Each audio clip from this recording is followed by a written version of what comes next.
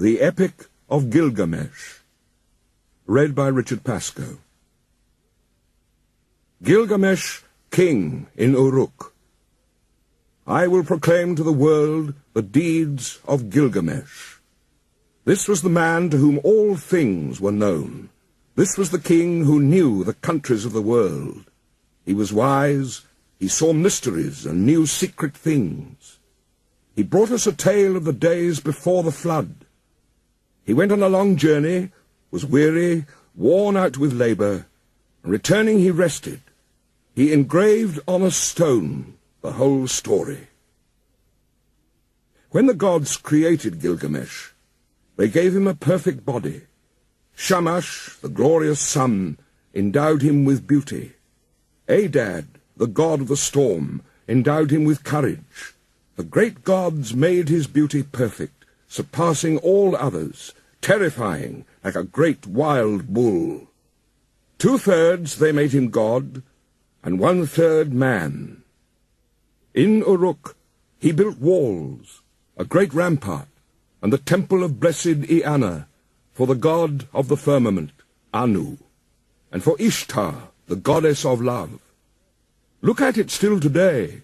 The outer wall, where the cornice runs, it shines with the brilliance of copper, and the inner wall, it has no equal.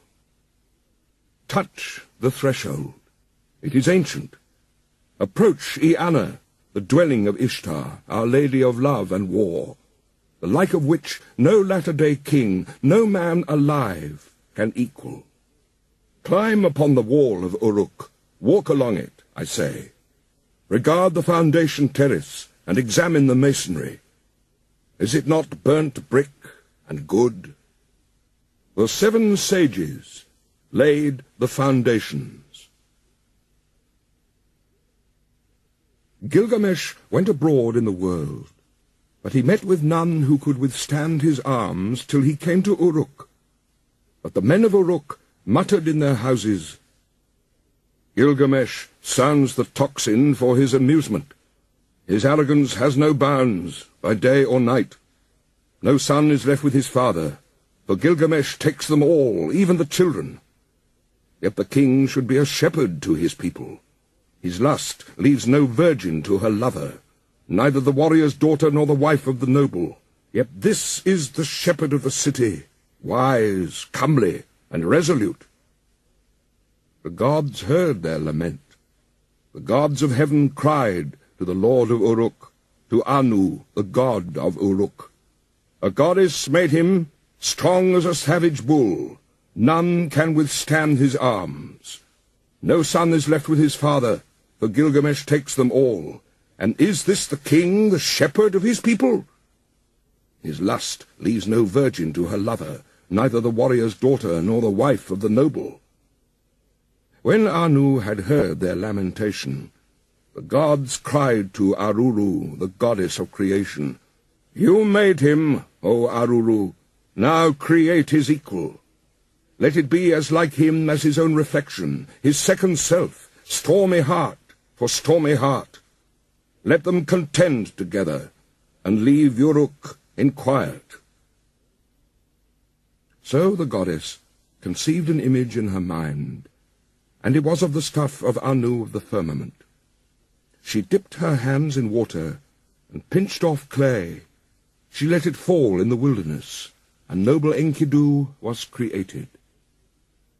There was virtue in him of the god of war, of Ninurta himself. His body was rough. He had long hair like a woman's. It waved like the hair of Nisaba, the goddess of corn. His body was covered with matted hair, like Samukarn's, the god of cattle. He was innocent of mankind. He knew nothing of the cultivated land. Enkidu ate grass in the hills with the gazelle, and lurked with wild beasts at the water-holes. He had joy of the water with the herds of wild game. But there was a trapper who met him one day face to face at the drinking-hole, for the wild game had entered his territory. On 3 days he met him face to face, and the trapper was frozen with fear. He went back to his house with the game that he had caught, and he was dumb, benumbed with terror. His face was altered like that of one who has made a long journey. With awe in his heart he spoke to his father, "Father, there is a man unlike any other, who comes down from the hills. He is the strongest in the world.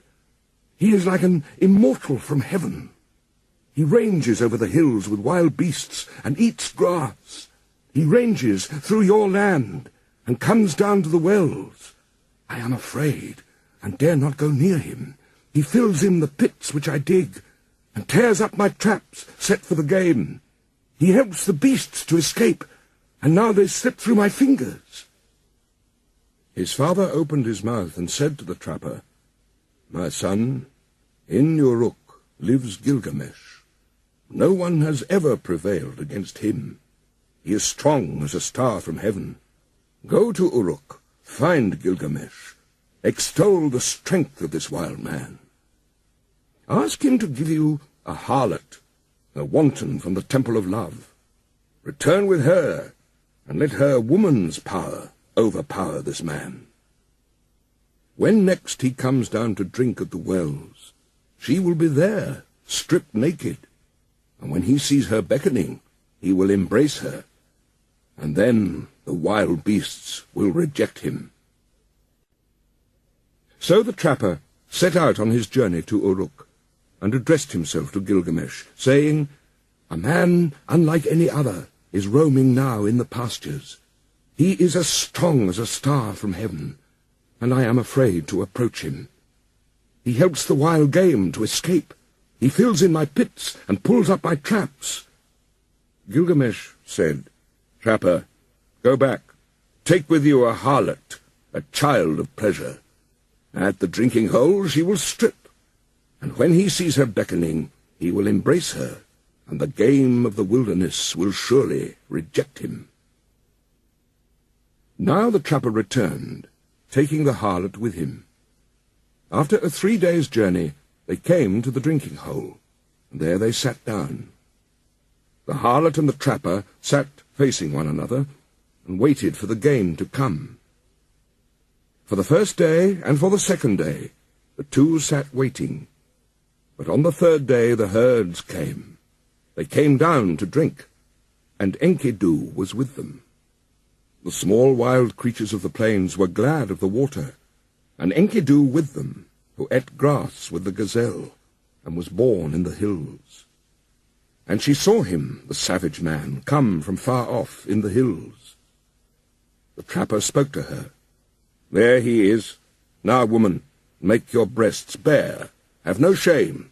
Do not delay, but welcome his love. Let him see you naked. Let him possess your body. When he comes near, uncover yourself, and lie with him. Teach him, the savage man, your woman's art. For when he murmurs love to you, the wild beasts that shared his life in the hills will reject him." She was not ashamed to take him. She made herself naked and welcomed his eagerness. As he lay on her, murmuring love, she taught him the woman's art. For 6 days and 7 nights they lay together, for Enkidu had forgotten his home in the hills. But when he was satisfied, he went back to the wild beasts. Then, when the gazelle saw him, they bolted away.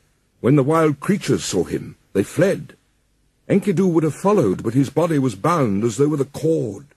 His knees gave way when he started to run. His swiftness was gone. And now the wild creatures had all fled away. Enkidu was grown weak, for wisdom was in him, and the thoughts of a man were in his heart. So he returned, and sat down at the woman's feet, and listened intently to what she said. "You are wise, Enkidu, and now you have become like a god. Why do you want to run wild with the beasts of the hills? Come with me.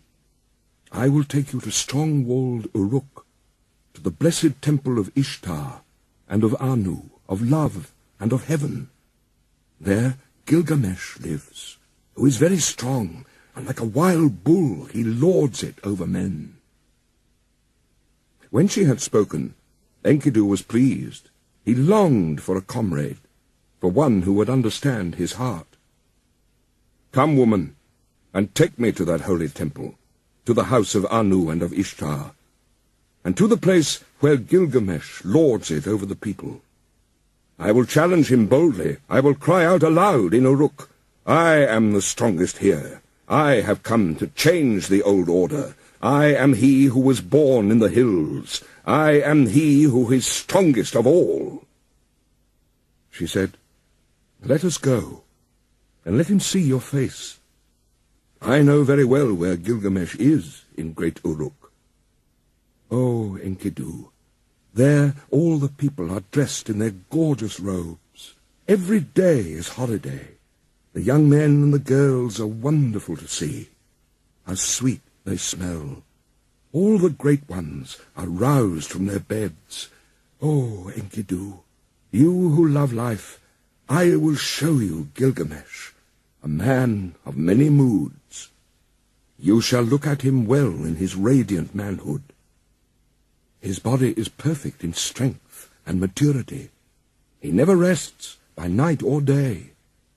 He is stronger than you, so leave your boasting. Shamash, the glorious sun, has given favors to Gilgamesh, and Anu of the heavens, and Enlil, and Ea, the wise, has given him deep understanding, I tell you. Even before you have left the wilderness, Gilgamesh will know in his dreams that you are coming." Now Gilgamesh got up to tell his dream to his mother, Ninsun, one of the wise gods. "Mother, last night I had a dream. I was full of joy. The young heroes were round me, and I walked through the night under the stars of the firmament, and one, a meteor of the stuff of Anu, fell down from heaven. I tried to lift it, but it proved too heavy. All the people of Uruk came round to see it. The common people jostled, and the nobles thronged to kiss its feet. And to me, its attraction was like the love of woman. They helped me.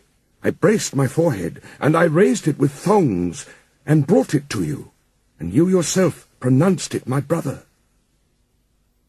And then Ninsun, who is well beloved and wise, said to Gilgamesh, "The star of heaven which descended like a meteor from the sky, which you tried to lift but found too heavy, when you tried to move it, it would not budge, and so you brought it to my feet. I made it for you, a goad and spur, and you were drawn as though to a woman. This is the strong comrade, the one who brings help to his friend in his need. He is the strongest of wild creatures, the stuff of Anu. Born in the grasslands, and the wild hills reared him. When you see him, you will be glad. You will love him as a woman, and he will never forsake you. This is the meaning of the dream." Gilgamesh said, "Mother, I dreamt a second dream. In the streets of strong-walled Uruk, there lay an axe. The shape of it was strange, and the people thronged round. I saw it and was glad. I bent down, deeply drawn towards it. I loved it like a woman, and wore it at my side." Ninsun answered, "That axe which you saw, which drew you so powerfully, like love of a woman, that is the comrade whom I give you, and he will come in his strength like one of the host of heaven. He is the brave companion who rescues his friend in necessity." Gilgamesh said to his mother, "A friend, a counselor has come to me from Enlil, and now I shall befriend and counsel him." So Gilgamesh told his dreams, and the harlot retold them to Enkidu. And now she said to Enkidu, "When I look at you, you have become like a god. Why do you yearn to run wild again with the beasts of the hills? Get up from the ground, the bed of a shepherd." He listened to her words with care. It was good advice that she gave. She divided her clothing in two, and with the one half she clothed him, and with the other herself. And holding his hand, she led him like a child to the sheepfolds, into the shepherds' tents. There all the shepherds crowded round to see him. They put down bread in front of him. But Enkidu could only suck the milk of wild animals. He fumbled and gaped, at a loss what to do, or how he should eat the bread and drink the strong wine. Then the woman said, "Enkidu, eat bread. It is the staff of life. Drink the wine. It is the custom of the land." So he ate till he was full, and drank strong wine, 7 goblets. He became merry. His heart exulted, and his face shone. He rubbed down the matted hair of his body, and anointed himself with oil. Enkidu had become a man, but when he had put on man's clothing, he appeared like a bridegroom. He took arms to hunt the lion, so that the shepherds could rest at night. He caught wolves and lions, and the herdsmen lay down in peace, for Enkidu was their watchman, that strong man who had no rival. He was merry, living with the shepherds, till one day, lifting his eyes, he saw a man approaching.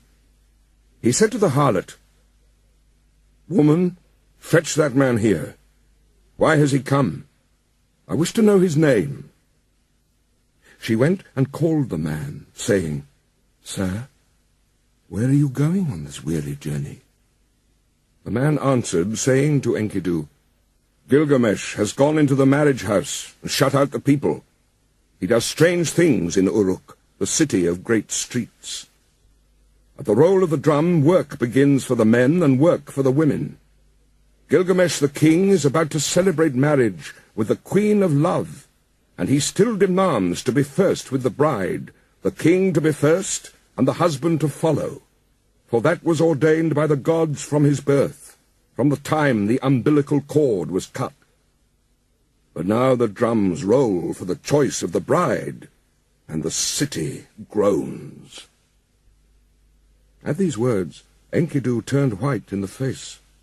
"I will go to the place where Gilgamesh lords it over the people. I will challenge him boldly, and I will cry aloud in Uruk, 'I have come to change the old order, for I am the strongest here.'" Now Enkidu strode in front, and the woman followed behind. He entered Uruk, that great market, and all the folk thronged round him where he stood in the street in strong-walled Uruk. The people jostled. Speaking of him, they said, "He is the spit of Gilgamesh. He is shorter. He is bigger of bone. This is the one who was reared on the milk of wild beasts. His is the greatest strength." The men rejoiced. "Now Gilgamesh has met his match. This great one, this hero, whose beauty is like a god. He is a match even for Gilgamesh." In Uruk, the bridal bed was made, fit for the goddess of love. The bride waited for the bridegroom. But in the night, Gilgamesh got up and came to the house.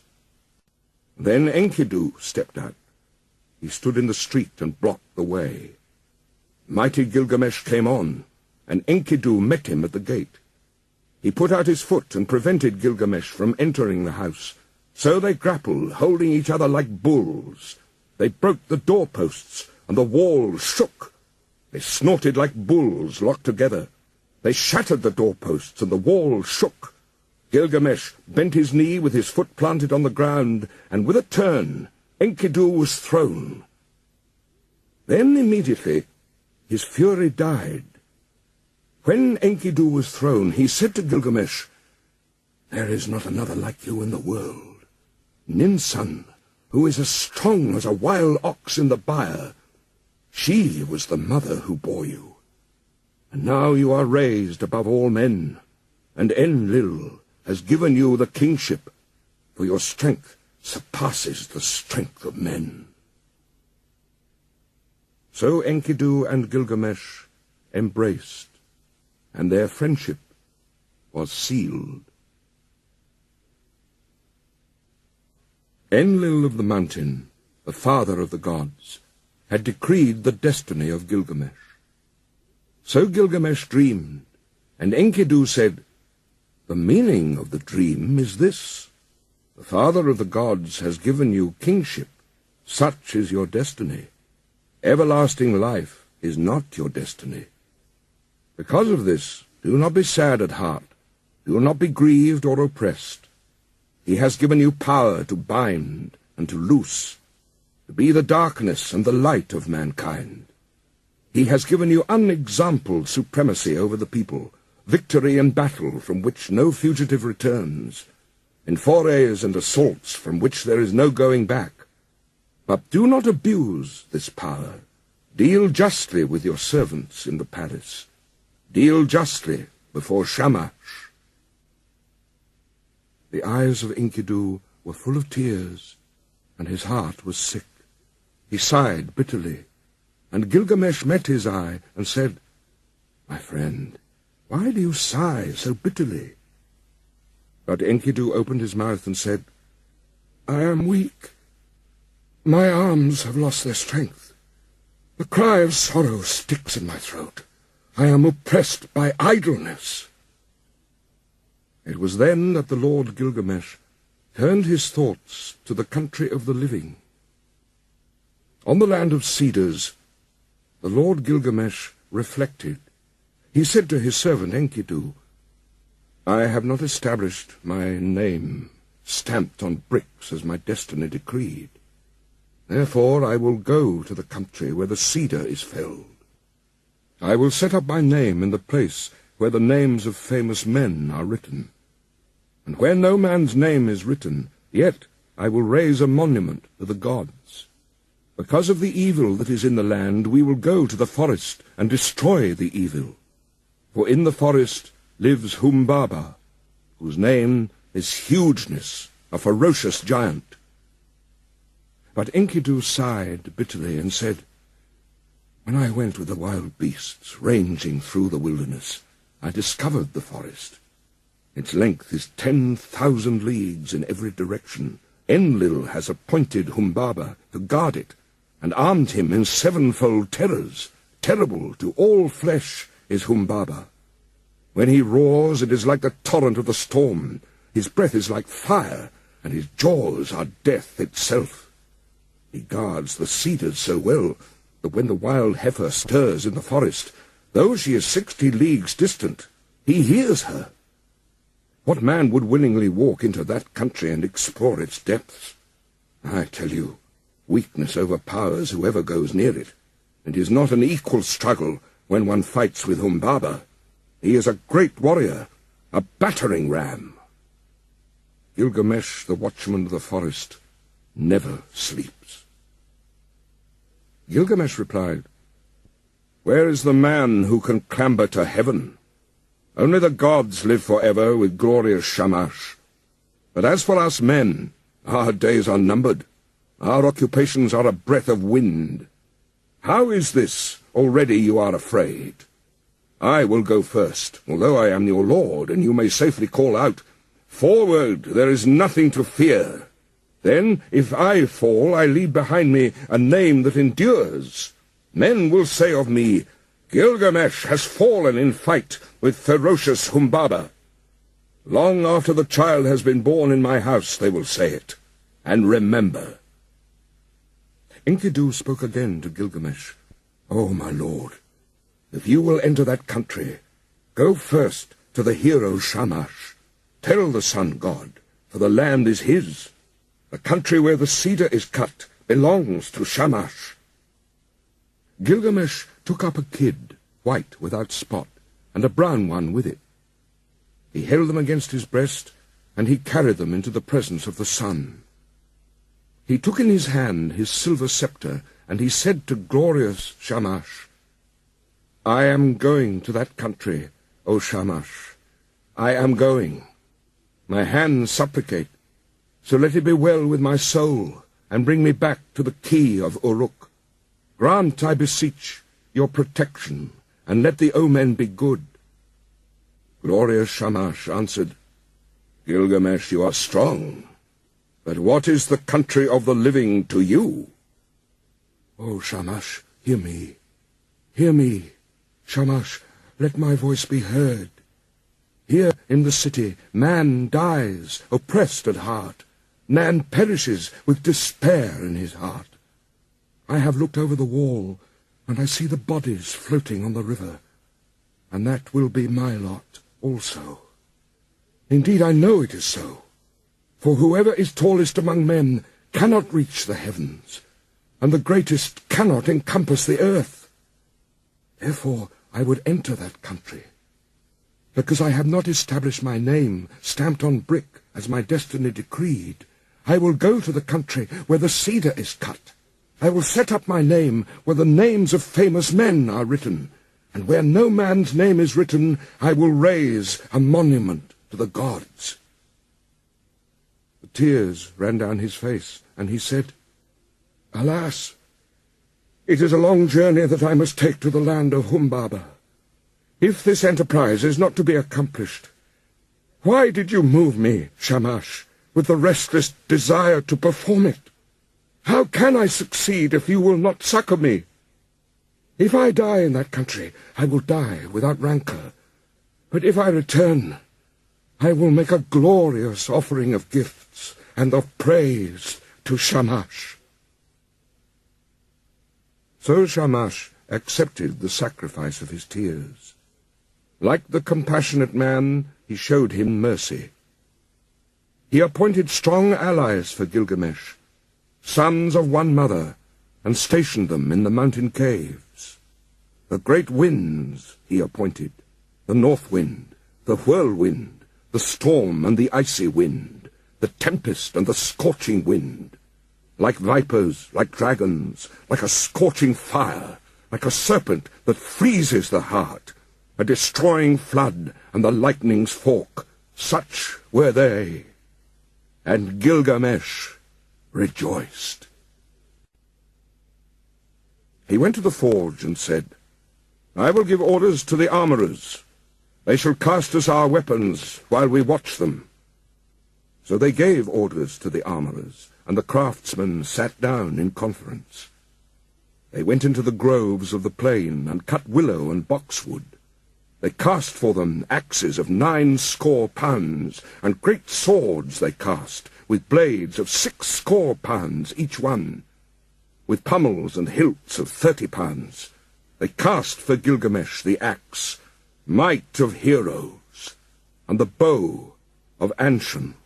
And Gilgamesh was armed, and Enkidu, and the weight of the arms they carried was 30 pounds.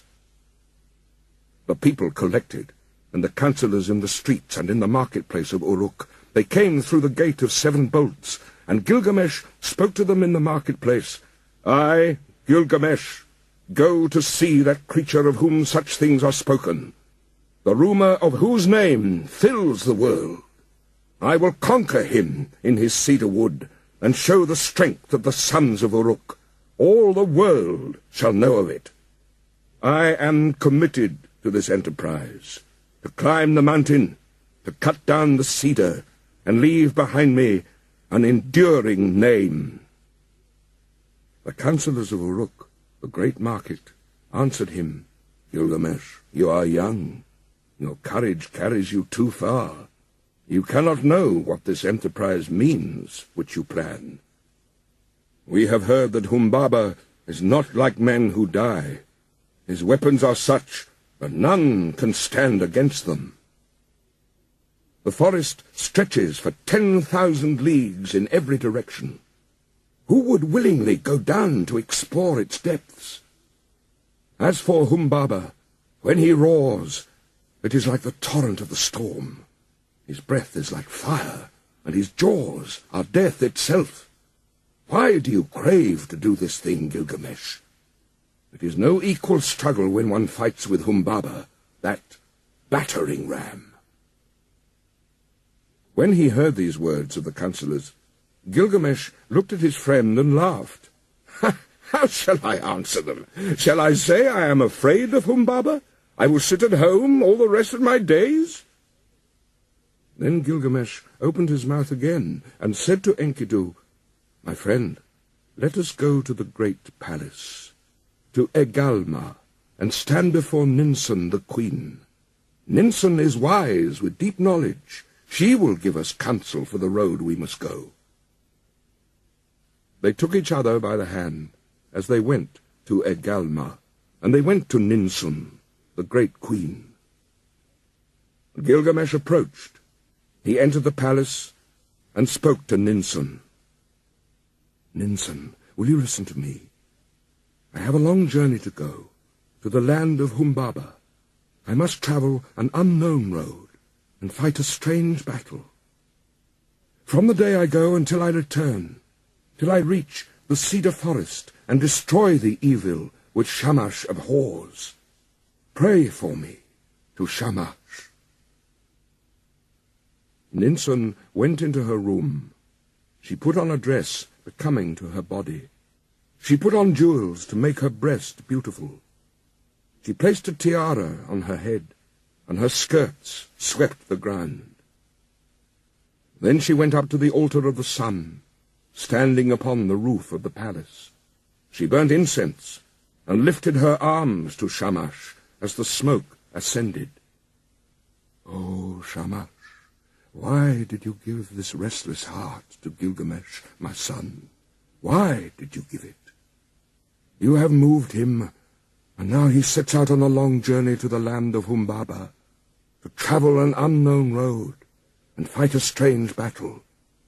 Therefore, from the day that he goes till the day he returns, until he reaches the cedar forest, until he kills Humbaba and destroys the evil thing which you, Shamash, abhor, do not forget him, but let the dawn, Aya, your dear bride, remind you always. And when day is done, give him to the watchman of the night to keep him from harm." Then Ninsun, the mother of Gilgamesh, extinguished the incense, and she called to Enkidu with this exhortation: "Strong Enkidu, you are not the child of my body, but I will receive you as my adopted son. You are my other child, like the foundlings they bring to the temple. Serve Gilgamesh as a foundling serves the temple and the priestess who reared him. In the presence of my women, my votaries and hierophants, I declare it." Then she placed the amulet for a pledge round his neck, and she said to him, "I entrust my son to you. Bring him back to me safely." And now they brought to them the weapons. They put in their hands the great swords in their golden scabbards, and the bow and the quiver. Gilgamesh took the axe. He slung the quiver from his shoulder, and the bow of Anshun, and buckled the sword to his belt. And so they were armed and ready for the journey. Now all the people came and pressed on them and said, "When will you return to the city?" The councillors blessed Gilgamesh and warned him, "Do not trust too much in your own strength. Be watchful. Restrain your blows at first. The one who goes in front protects his companion. The good guide who knows the way guards his friend. Let Enkidu lead the way. He knows the road to the forest. He has seen Humbaba and is experienced in battles. Let him press first into the passes. Let him be watchful and look to himself. Let Enkidu protect his friend and guard his companion and bring him safe through the pitfalls of the road. We, the councillors of Uruk, entrust our king to you, O Enkidu. Bring him back safely to us." Again to Gilgamesh they said, "May Shamash give you your heart's desire. May he let you see with your eyes the thing accomplished which your lips have spoken. May he open a path for you where it is blocked, and a road for your feet to tread. May he open the mountains for your crossing, and may the night-time bring you the blessings of night. And Lugal Banda, your guardian god, stand beside you for victory. May you have victory in the battle, as though you fought with a child. Wash your feet in the river of Humbaba, to which you are journeying. In the evening dig a well, and let there always be pure water in your water-skin. Offer cold water to Shamash, and do not forget Lugulbanda." Then Enkidu opened his mouth and said, "Forward, there is nothing to fear. Follow me, for I know the place where Humbaba lives, and the paths where he walks. Let the councillors go back. Here is no cause for fear." When the councillors heard this, they sped the hero on his way. "Go, Gilgamesh, may your guardian god protect you on the road, and bring you safely back to the key of Uruk." After 20 leagues, they broke their fast. After another 30 leagues, they stopped for the night. 50 leagues they walked in one day. In 3 days they had walked as much as a journey of a month and 2 weeks. They crossed 7 mountains before they came to the gate of the forest. Then Enkidu called out to Gilgamesh, "Do not go down into the forest. When I opened the gate, my hand lost its strength." Gilgamesh answered him, "Dear friend, do not speak like a coward. Have we got the better of so many dangers and travelled so far to turn back at last? You who are tried in wars and battles, hold close to me now, and you will feel no fear of death. Keep beside me, and your weakness will pass. The trembling will leave your hand. Would my friend rather stay behind? No, we will go down together into the heart of the forest. Let your courage be roused by the battle to come. Forget death, and follow me, a man resolute in action, but one who is not foolhardy. When 2 go together, each will protect himself and shield his companion, and if they fall, they leave an enduring name." Together they went down into the forest, and they came to the green mountain. There they stood still. They were struck dumb. They stood still and gazed at the forest. They saw the height of the cedar. They saw the way into the forest and the track where Humbaba was used to walk. The way was broad and the going was good. They gazed at the mountain of cedars, the dwelling place of the gods and the throne of Ishtar. The hugeness of the cedar rose in front of the mountain. Its shade was beautiful, full of comfort. Mountain and glade were green with brushwood. There Gilgamesh dug a well before the setting sun. He went up the mountain and poured out fine meal on the ground and said, "O mountain dwelling of the gods, bring me a favourable dream." Then they took each other by the hand and lay down to sleep. And sleep that flows from the night lapped over them. Gilgamesh dreamed, and at midnight sleep left him, and he told his dream to his friend, "Enkidu, what was it that woke me, if you did not? My friend, I have dreamt a dream. Get up, look at the mountain precipice. Sleep that the god sent me is broken. Oh, my friend, what a dream I have had! Terror and confusion. I seized hold of a wild bull in the wilderness. It bellowed and beat up the dust till the whole sky was dark. My arm was seized and my tongue bitten. I fell back on my knee, and then someone refreshed me with water from his water-skin." Enkidu said, "Dear friend, the god to whom we are travelling is no wild bull, though his form is mysterious. That wild bull which you saw is Shamash, the protector. In our moment of peril, he will take our hands. The one who gave water from his water-skin, that is your own god, who cares for your good name, your Lugulbanda.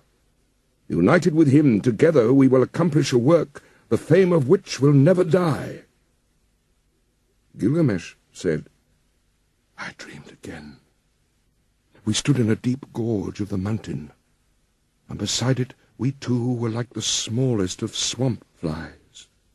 And suddenly the mountain fell, It struck me and caught my feet from under me. Then came an intolerable light blazing out, and in it was one whose grace and whose beauty were greater than the beauty of this world. He pulled me out from under the mountain. He gave me water to drink, and my heart was comforted, and he set my feet on the ground. Then Enkidu, the child of the plains, said, "Let us go down from the mountain, and talk this thing over together." He said to Gilgamesh, the young god, "Your dream is good. Your dream is excellent. The mountain which you saw is Humbaba. Now surely we will seize and kill him, and throw his body down as the mountain fell on the plain." The next day, after 20 leagues, they broke their fast, and after another 30 they stopped for the night. They dug a well before the sun had set, and Gilgamesh ascended the mountain. He poured out fine meal on the ground and said, "O mountain dwelling of the gods, send a dream for Enkidu. Make him a favorable dream." The mountain fashioned a dream for Enkidu. It came an ominous dream. A cold shower passed over him. It caused him to cower like the mountain barley under a storm of rain. But Gilgamesh sat with his chin on his knees, till the sleep which flows over all mankind lapped over him. Then at midnight sleep left him. He got up and said to his friend, "Did you call me? Or why did I wake? Did you touch me? Or why am I terrified? Did not some god pass by? For my limbs are numb with fear." "My friend, I saw a third dream, and this dream was altogether frightful. The heavens roared, and the earth roared again. Daylight failed, and darkness fell. Lightnings flashed. Fire blazed out. The clouds lowered. They rained down death. And then the brightness departed, the fire went out, and all was turned to ashes fallen about us.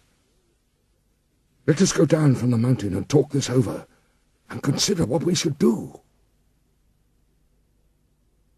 When they had come down from the mountain, Gilgamesh seized the axe in his hand. He felled the cedar. When Humbaba heard the noise far off, he was enraged. He cried out, "Who is this that has violated my woods, cut down my cedar?" But glorious Shamash called to them out of heaven, "Go forward, do not be afraid." But now Gilgamesh was overcome by weakness, for sleep had seized him suddenly. A profound sleep held him. He lay on the ground, stretched out, speechless, as though in a dream. When Enkidu touched him, he did not rise. When he spoke to him, he did not reply. "O Gilgamesh, lord of the plain of Kulab, the world grows dark. The shadows have spread over it. Now is the glimmer of dusk. Shamash has departed. His bright head is quenched in the bosom of his mother, Ningal. O Gilgamesh, how long will you lie like this, asleep? Never let the mother who gave you birth be forced in mourning into the city square." At length Gilgamesh heard him. He put on his breastplate.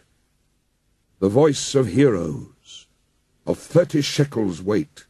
He put it on as though it had been a light garment that he carried, and it covered him altogether. He straddled the earth like a bull that snuffs the ground, and his teeth were clenched. "By the life of my mother Ninsun, who gave me birth, and by the life of my father, divine Lugulbanda, let me live to be the wonder of my mother, as when she nursed me on her lap." A second time he said to him, "By the life of Ninsun, my mother who gave me birth, and by the life of my father, divine Lugulbanda, until we have fought this man, if man he is, this God, if God he is, The way that I took to the country of the living will not turn back to the city." Then Enkidu, the faithful companion, pleaded, answering him, "O my lord, you do not know this monster, and that is the reason you are not afraid. I, who know him, I am terrified. His teeth are dragon's fangs. His countenance is like a lion. His charge is the rushing of the flood. With his look he crushes alike the trees of the forest and reeds in the swamp. Oh, my lord, you may go on if you choose into this land, but I will go back to the city. I will tell the lady your mother all your glorious deeds till she shouts for joy. And then I will tell the death that followed, till she weeps for bitterness." But Gilgamesh said, "Immolation and sacrifice are not yet for me. The boat of the dead shall not go down, nor the 3-ply cloth be cut for my shrouding. Not yet will my people be desolate, nor the pyre be lit in my house, and my dwelling burnt on the fire. Today give me your aid, and you shall have mine. What then can go amiss with us two? All living creatures born of the flesh shall sit at last in the boat of the west, and when it sinks, when the boat of Madgilum sinks, they are gone. But we shall go forward and fix our eyes on this monster. If your heart is fearful, throw away fear. If there is terror in it, throw away terror. Take your axe in your hand and attack. He who leaves the fight unfinished is not at peace." Humbaba came out from his strong house of cedar, and then Enkidu called out, "O Gilgamesh, remember now your boasts in Uruk. Forward! Attack, son of Uruk! There is nothing to fear." When he heard these words, his courage rallied. He answered, "Make haste. Close in. If the watchman is there, do not let him escape to the woods, where he will vanish. He has put on the first of his 7 splendors, but not yet the other 6. Let us trap him before he is armed." Like a raging wild bull, he snuffed the ground. The watchman of the woods turned full of threatenings. He cried out. Humbaba came from his strong house of cedar. He nodded his head and shook it, menacing Gilgamesh. And on him he fastened his eye, the eye of death. And then Gilgamesh called to Shamash, and his tears were flowing. "Oh, glorious Shamash! I have followed the road you commanded, but now, if you send no succor, how shall I escape?" Glorious Shamash heard his prayer, and he summoned the great wind, the north wind, the whirlwind, the storm and the icy wind, the tempest and the scorching wind. They came like dragons, like a scorching fire, like a serpent that freezes the heart, a destroying flood and the lightning's fork. The 8 winds rose up against Humbaba. They beat against his eyes. He was gripped, unable to go forward or back. Gilgamesh shouted, "By the life of Ninsun, my mother, and divine Lugalbanda, my father, in the country of the living, in this land I have discovered your dwelling. My weak arms and my small weapons I have brought to this land against you, and now I will enter your house." So he felled the first cedar, and they cut the branches and laid them at the foot of the mountain. At the first stroke Humbaba blazed out, but still they advanced. They felled 7 cedars and cut and bound the branches and laid them at the foot of the mountain, and 7 times Humbaba loosed his glory on them. As the 7th blaze died out, they reached his lair. He slapped his thigh in scorn. He approached like a noble wild bull roped on the mountain, a warrior whose elbows are bound together. The tears started to his eyes, and he was pale. "Gilgamesh, let me speak. I have never known a mother, no, nor a father who reared me. I was born of the mountain. He reared me, and Enlil made me the keeper of this forest. Let me go free, Gilgamesh, and I will be your servant. You shall be my lord. All the trees of the forest that I tended on the mountain shall be yours. I will cut them down and build you a palace." He took him by the hand and led him to his house, so that the heart of Gilgamesh was moved with compassion. He swore by the heavenly life, by the earthly life, by the underworld itself, "O Enkidu, should not the snared bird return to its nest, and the captive man return to his mother's arms?" Enkidu answered, "The strongest of men will fall to fate if he has no judgment. Namtar, the evil fate that knows no distinction between men, will devour him. If the snared bird returns to its nest, if the captive man returns to his mother's arms, then you, my friend, will never return to the city where the mother is waiting who gave you birth. He will bar the mountain road against you, and make the pathways impassable." Humbaba said, "Enkidu, what you have spoken is evil. You, a hireling, dependent for your bread. In envy and for fear of a rival, you have spoken evil words." Enkidu said, "Do not listen, Gilgamesh. This Humbaba must die. Kill Humbaba first, and his servants after." But Gilgamesh said, "If we touch him, the blaze and the glory of light will be put out in confusion. The glory and glamour will vanish. Its rays will be quenched." Enkidu said to Gilgamesh, "Not so, my friend.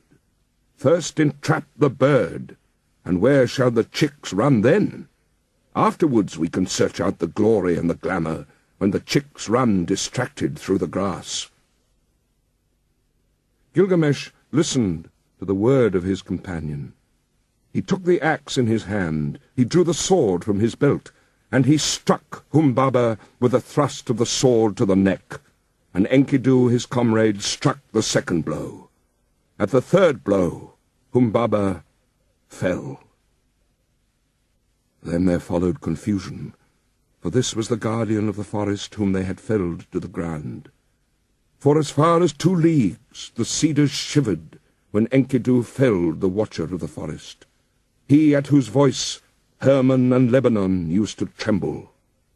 Now the mountains were moved, and all the hills, for the guardian of the forest was killed. They attacked the cedars, the 7 splendors of Humbaba were extinguished. So they pressed on into the forest, bearing the sword of 8 talents. They uncovered the sacred dwellings of the Anunnaki, and while Gilgamesh felled the first of the trees of the forest, Enkidu cleared their roots as far as the banks of Euphrates. They set Humbaba before the gods, before Enlil. They kissed the ground, and dropped the shroud, and set the head before him. When he saw the head of Humbaba, Enlil raged at them. "Why did you do this thing? From henceforth may the fire be on your faces. May it eat the bread that you eat. May it drink where you drink."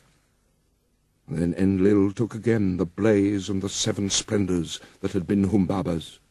He gave the first to the river, and he gave to the lion, to the stone of execration, to the mountain, and to the dreaded daughter of the queen of hell. O Gilgamesh, king and conqueror of the dreadful blaze, wild bull who plunders the mountain, who crosses the sea, glory to him, and from the brave the greater glory is Enki's. Gilgamesh washed out his long locks and cleaned his weapons. He flung back his hair from his shoulders. He threw off his stained clothes and changed them for new. He put on his royal robes and made them fast. When Gilgamesh had put on the crown, glorious Ishtar lifted her eyes, seeing the beauty of Gilgamesh. She said, "Come to me, Gilgamesh, and be my bridegroom. Grant me seed of your body. Let me be your bride, and you shall be my husband. I will harness for you a chariot of lapis lazuli and of gold, with wheels of gold and horns of copper. And you shall have mighty demons of the storm for draught mules. When you enter our house in the fragrance of cedar wood, threshold and throne will kiss your feet. Kings, rulers, and princes will bow down before you. They shall bring you tribute from the mountains and the plain. Your ewes shall drop twins, and your goats triplets. Your pack-ass shall outrun mules. Your oxen shall have no rivals. Your chariot horses shall be famous far off for their swiftness. Gilgamesh opened his mouth and answered glorious Ishtar, "If I take you in marriage, what gifts can I give in return? What ointments and clothing for your body? I would gladly give you bread, and all sorts of food fit for a god. I would give you wine to drink, fit for a queen. I would pour out barley to stuff your granary. But as for making you my wife, that I will not. How would it go with me?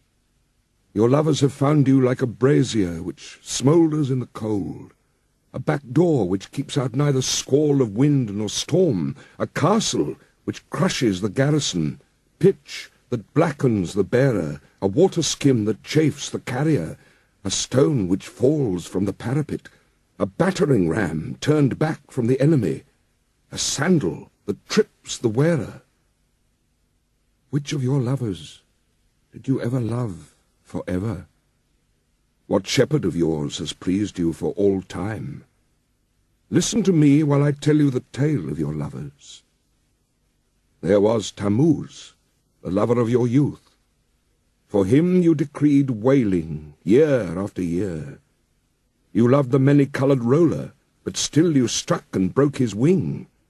Now in the grove he sits and cries, "Kapi, Kapi, my wing, my wing." You have loved the lion, tremendous in strength. 7 pits you dug for him, and 7. You have loved the stallion, magnificent in battle, and for him you decreed whip and spur and a thong, to gallop 7 leagues by force, and to muddy the water before he drinks. And for his mother, Silili, lamentations. You have loved the shepherd of the flock. He made meal cake for you day after day. He killed kids for your sake. You struck and turned him into a wolf. Now his own herd boys chase him away. His own hounds worry his flanks. And did you not love Ishulanu, the gardener of your father's palm grove? He brought you baskets filled with dates without end. Every day he loaded your table. Then you turned your eyes on him and said, "Dearest Ishulanu, come here to me. Let us enjoy your manhood. Come forward and take me. I am yours." Ishulanu answered, "What are you asking from me? My mother has baked, and I have eaten. Why should I come to such as you for food that is tainted and rotten?" For when was a screen of rushes sufficient protection from frosts? But when you had heard his answer, you struck him. He was changed to a blind mole deep in the earth, one whose desire is always beyond his reach. And if you and I should be lovers, should not I be served in the same fashion as all these others whom you loved once? When Ishtar heard this, she fell into a bitter rage. She went up to high heaven. Her tears poured down in front of her father Anu and Antum, her mother. She said, "My father, Gilgamesh, has heaped insults on me. He has told over all my abominable behavior, my foul and hideous acts." Anu opened his mouth and said, "Are you a father of gods? Did not you quarrel with Gilgamesh, the king, so now he has related your abominable behavior, your foul and hideous acts?" Ishtar opened her mouth and said again, "My father, Give me the bull of heaven to destroy Gilgamesh. Fill Gilgamesh, I say, with arrogance to his destruction. But if you refuse to give me the bull of heaven, I will break in the doors of hell and smash the bolts. There will be confusion of people, those above with those from the lower depths. I shall bring up the dead to eat food like the living, and the hosts of dead will outnumber the living. Anu said to great Ishtar, If I do what you desire, there will be 7 years of drought throughout Uruk, when corn will be seedless husks. Have you saved grain enough for the people and grass for the cattle? Ishtar replied, I have saved grain for the people, grass for the cattle. For 7 years of seedless husks there is grain and there is grass enough. When Anu heard what Ishtar had said, he gave her the bull of heaven to lead by the halter down to Uruk. When they reached the gates of Uruk, the bull went to the river. With his first snort, cracks opened in the earth, and 100 young men fell down to death. With his second snort, cracks opened, and 200 fell down to death. With his third snort, cracks opened. Enkidu doubled over but instantly recovered. He dodged aside and leapt on the bull and seized it by the horns. The bull of heaven foamed in his face. It brushed him with the thick of its tail. Enkidu cried to Gilgamesh, My friend, we boasted that we should leave enduring names behind us. Now thrust in your sword between the nape and the horns. So Gilgamesh followed the bull. He seized the thick of its tail. He thrust the sword between the nape and the horns and slew the bull. When they had killed the bull of heaven, they cut out its heart and gave it to Shamash. And the brothers rested.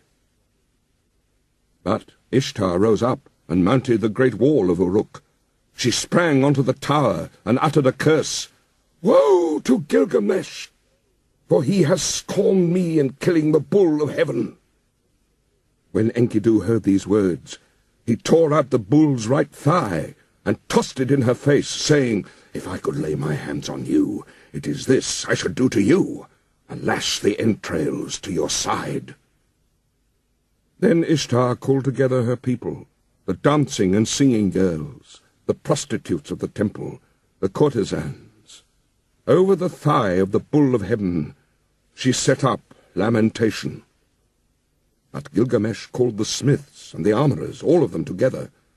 They admired the immensity of the horns. They were plated with lapis lazuli, 2 fingers thick.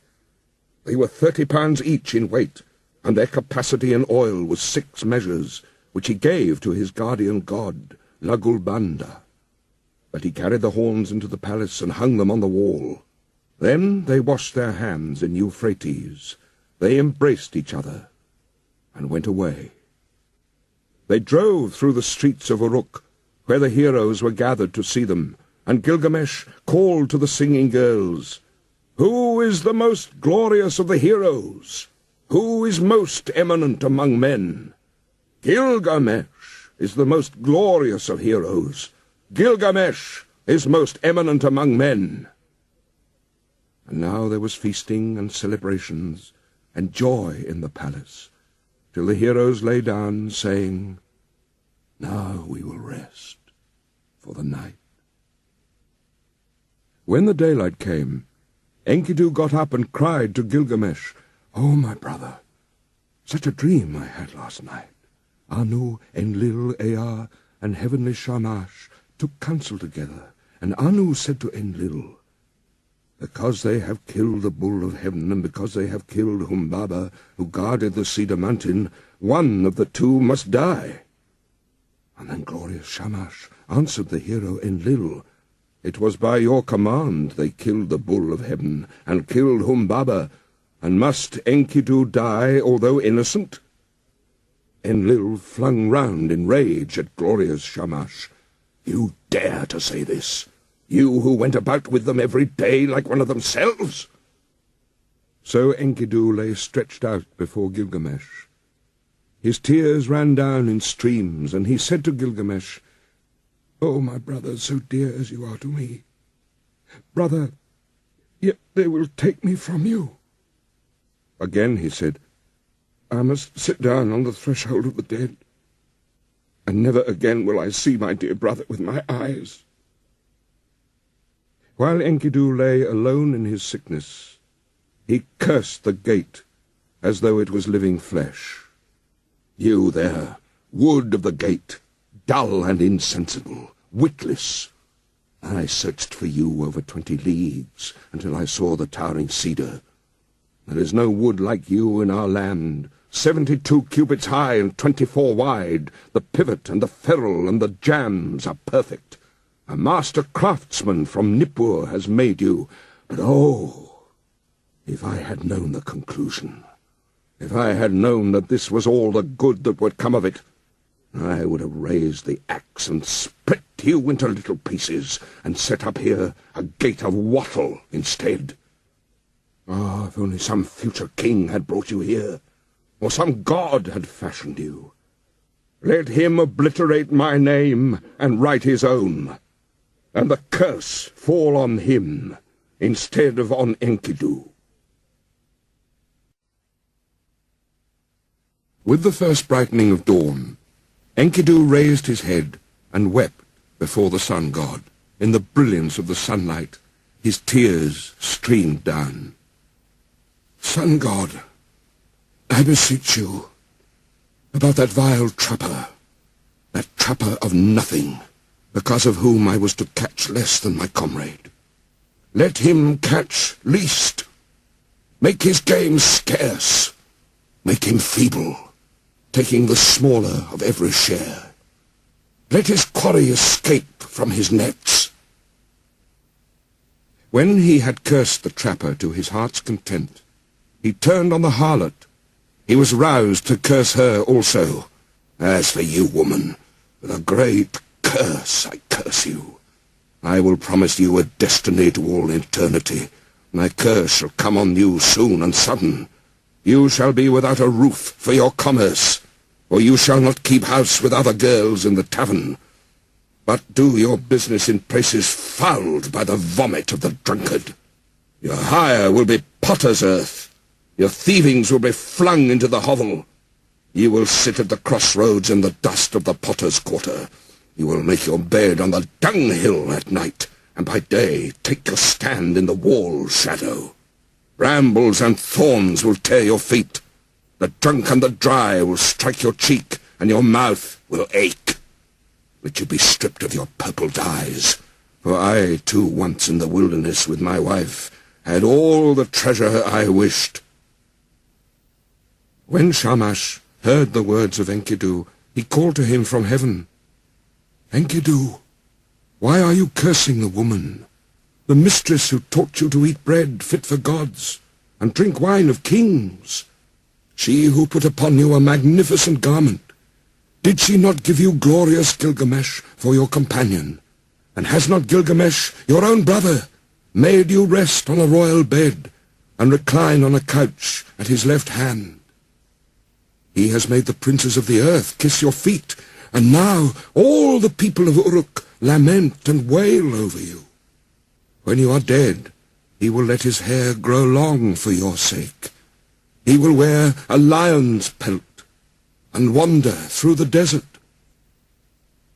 When Enkidu heard glorious Shamash, his angry heart grew quiet. He called back the curse and said, Woman, I promise you another destiny. The mouth which cursed you shall bless you. Kings, princes, and nobles shall adore you. On your account, a man, though 12 miles off, will clap his hand to his thigh, and his hair will twitch. For you he will undo his belt, and open his treasure, and you shall have your desire. Lapis lazuli, gold, and carnelian from the heap in the treasury. A ring for your hand, and a robe shall be yours. The priest will lead you into the presence of the gods. On your account, a wife, a mother of 7, was forsaken. As Enkidu slept alone in his sickness, in bitterness of spirit, He poured out his heart to his friend. It was I who cut down the cedar, I who levelled the forest, I who slew Humbaba, and now see what has become of me. Listen, my friend. This is the dream I dreamt last night. The heavens roared, and earth rumbled back an answer. Between them stood I, before an awful being, a sombre-faced man-bird. He had directed on me his purpose. His was a vampire face. His foot was a lion's foot. His hand was an eagle's talon. He fell on me, and his claws were in my hair. He held me fast, and I smothered. And then he transformed me so that my arms became wings covered with feathers. He turned his stare towards me, and he led me away to the palace of Urkala, the Queen of Darkness, to the house from which none who enters ever returns, down the road from which there is no coming back. There is the house whose people sit in darkness. Dust is their food, and clay their meat. They are clothed like birds with wings for covering. They see no light. They sit in darkness. I entered the house of dust, and I saw the kings of the earth, their crowns put away forever. Rulers and princes, all those who once wore kingly crowns and ruled the world in the days of old.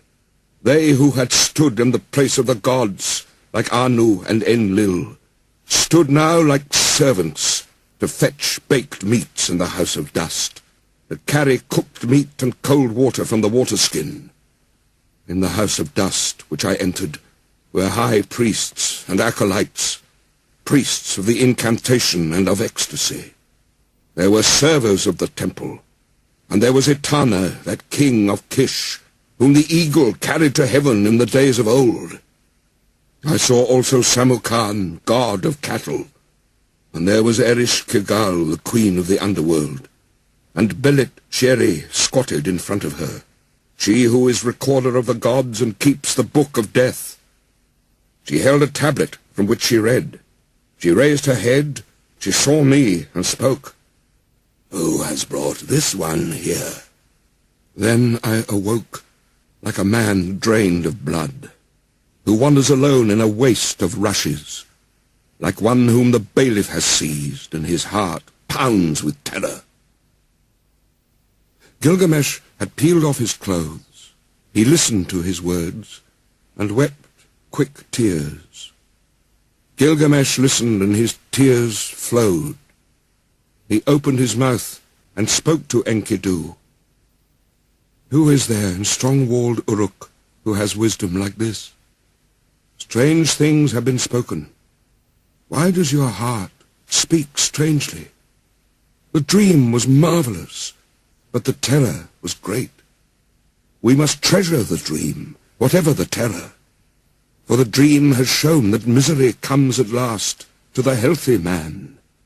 The end of life is sorrow." And Gilgamesh lamented, "Now I will pray to the great gods, for my friend had an ominous dream." This day on which Enkidu dreamed came to an end, and he lay stricken with sickness. One whole day he lay on his bed, and his suffering increased. He said to Gilgamesh, the friend on whose account he had left the wilderness, "Once I ran for you, for the water of life, and I now have nothing." A second day he lay on his bed, and Gilgamesh watched over him, but the sickness increased. A third day he lay on his bed. He called out to Gilgamesh, rousing him up. Now he was weak, and his eyes were blind with weeping. 10 days he lay, and his suffering increased. 11 and 12 days he lay on his bed of pain. Then he called to Gilgamesh, "My friend, the great goddess cursed me, and I must die in shame. I shall not die like a man fallen in battle. I feared to fall, but happy is the man who falls in the battle. for I must die in shame."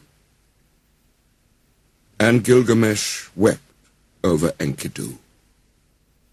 With the first light of dawn, he raised his voice and said to the councillors of Uruk, "Hear me, great ones of Uruk. I weep for Enkidu, my friend. Bitterly moaning like a woman mourning, I weep for my brother. O Enkidu, my brother, you were the axe at my side, my hands' strength, the sword in my belt, the shield before me, a glorious robe, my fairest ornament.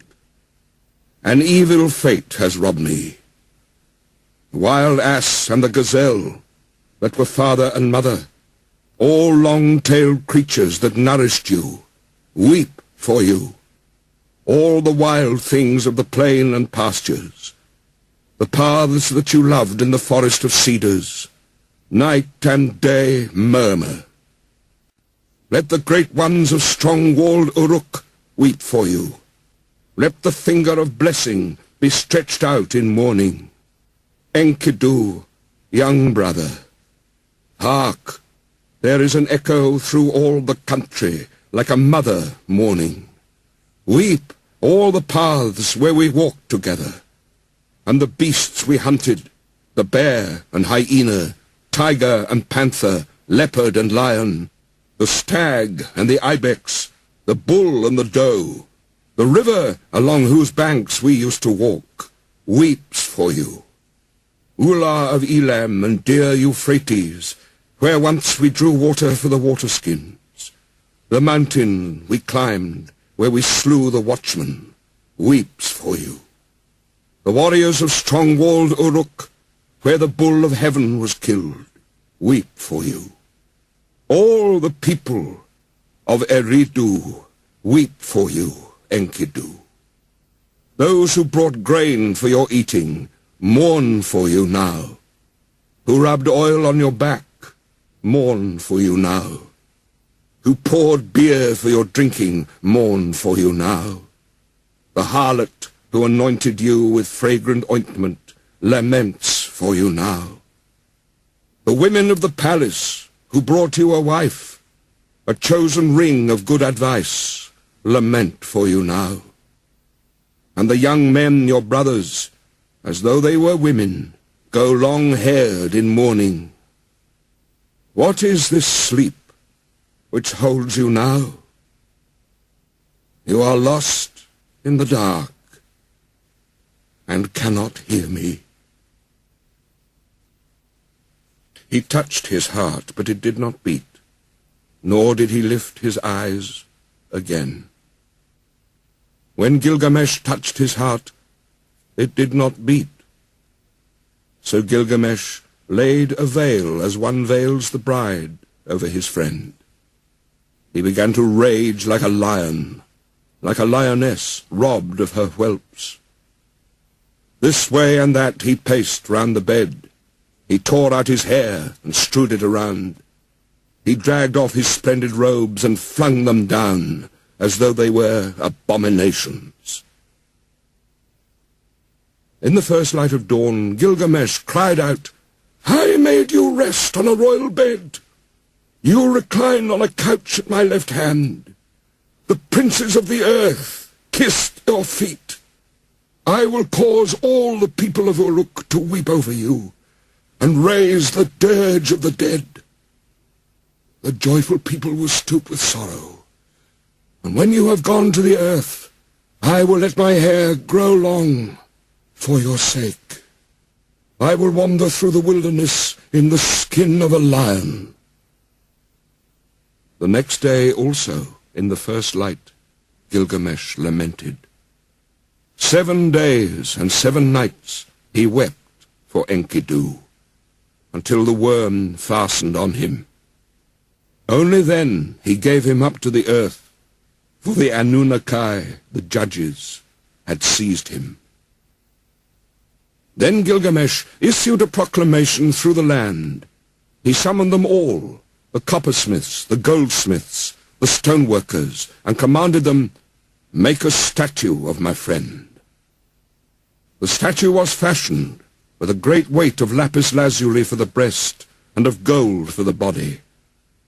A table of hard wood was set out, and on it a bowl of carnelian filled with honey, and a bowl of lapis lazuli filled with butter. These he exposed and offered to the sun, and weeping, he went away. Bitterly Gilgamesh wept for his friend Enkidu. He wandered over the wilderness as a hunter. He roamed over the plains. In his bitterness he cried, "How can I rest? How can I be at peace? Despair is in my heart. What my brother is now, that shall I be when I am dead. Because I am afraid of death, I will go as best I can to find Utnapishtim, whom they call the Far Away, for he has entered the assembly of the gods." So Gilgamesh travelled over the wilderness. He wandered over the grasslands, a long journey, in search of Utnapishtim, whom the gods took after the deluge. And they set him to live in the land of Dilmun, in the garden of the sun. And to him alone of men they gave everlasting life. At night, when he came to the mountain passes, Gilgamesh prayed, "In these mountain passes long ago, I saw lions, I was afraid, and I lifted my eyes to the moon. I prayed, and my prayers went up to the gods. So now, O moon god, Sin, protect me." When he had prayed, he lay down to sleep, until he was woken from out of a dream. He saw the lions around him, glorying in life.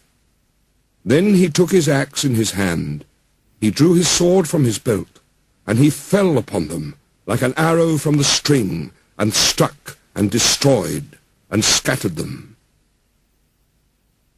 So at length Gilgamesh came to Marshu, the great mountains, about which he had heard many things, which guard the rising and the setting sun.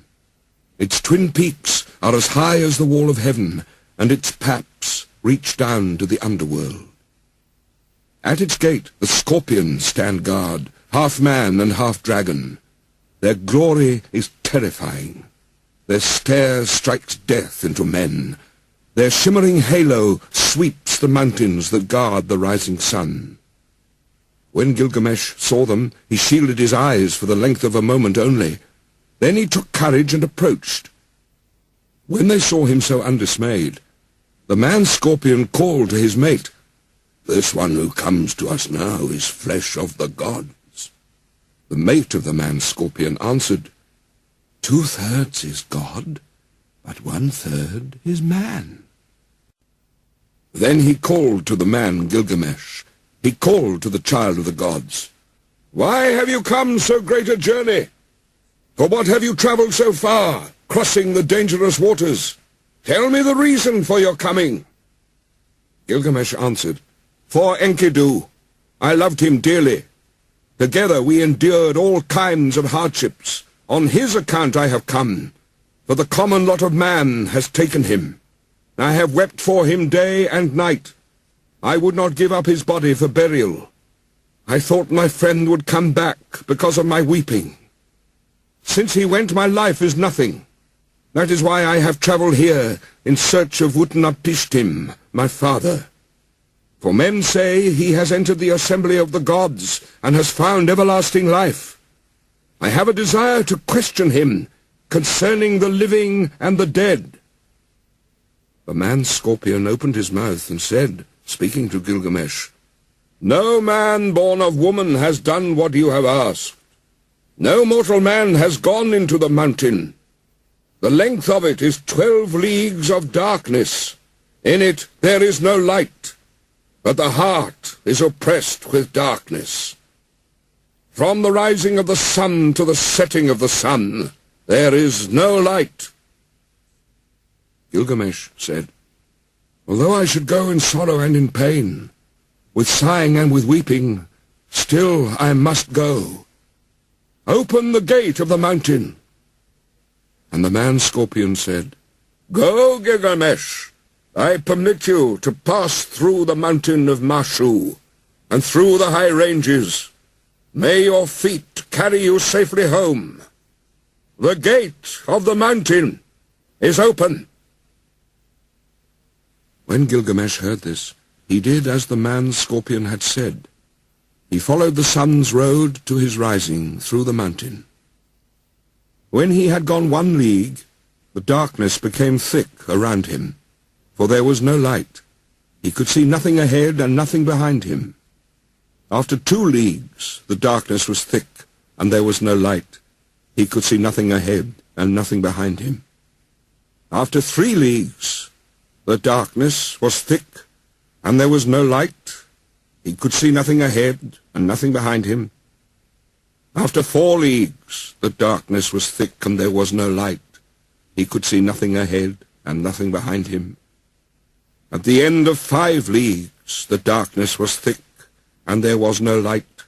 He could see nothing ahead and nothing behind him. At the end of 6 leagues, the darkness was thick, and there was no light. He could see nothing ahead and nothing behind him.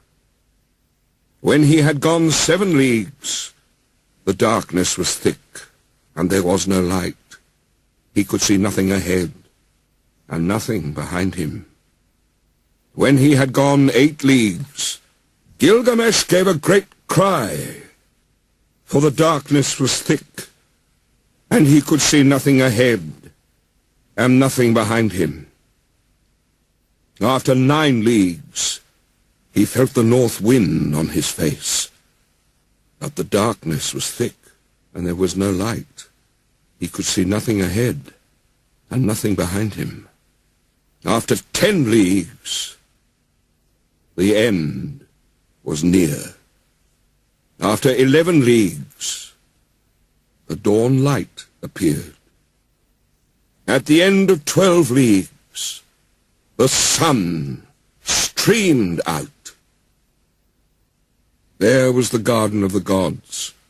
All round him stood bushes bearing gems. Seeing it, he went down at once, for there was fruit of carnelian with the vine hanging from it, beautiful to look at.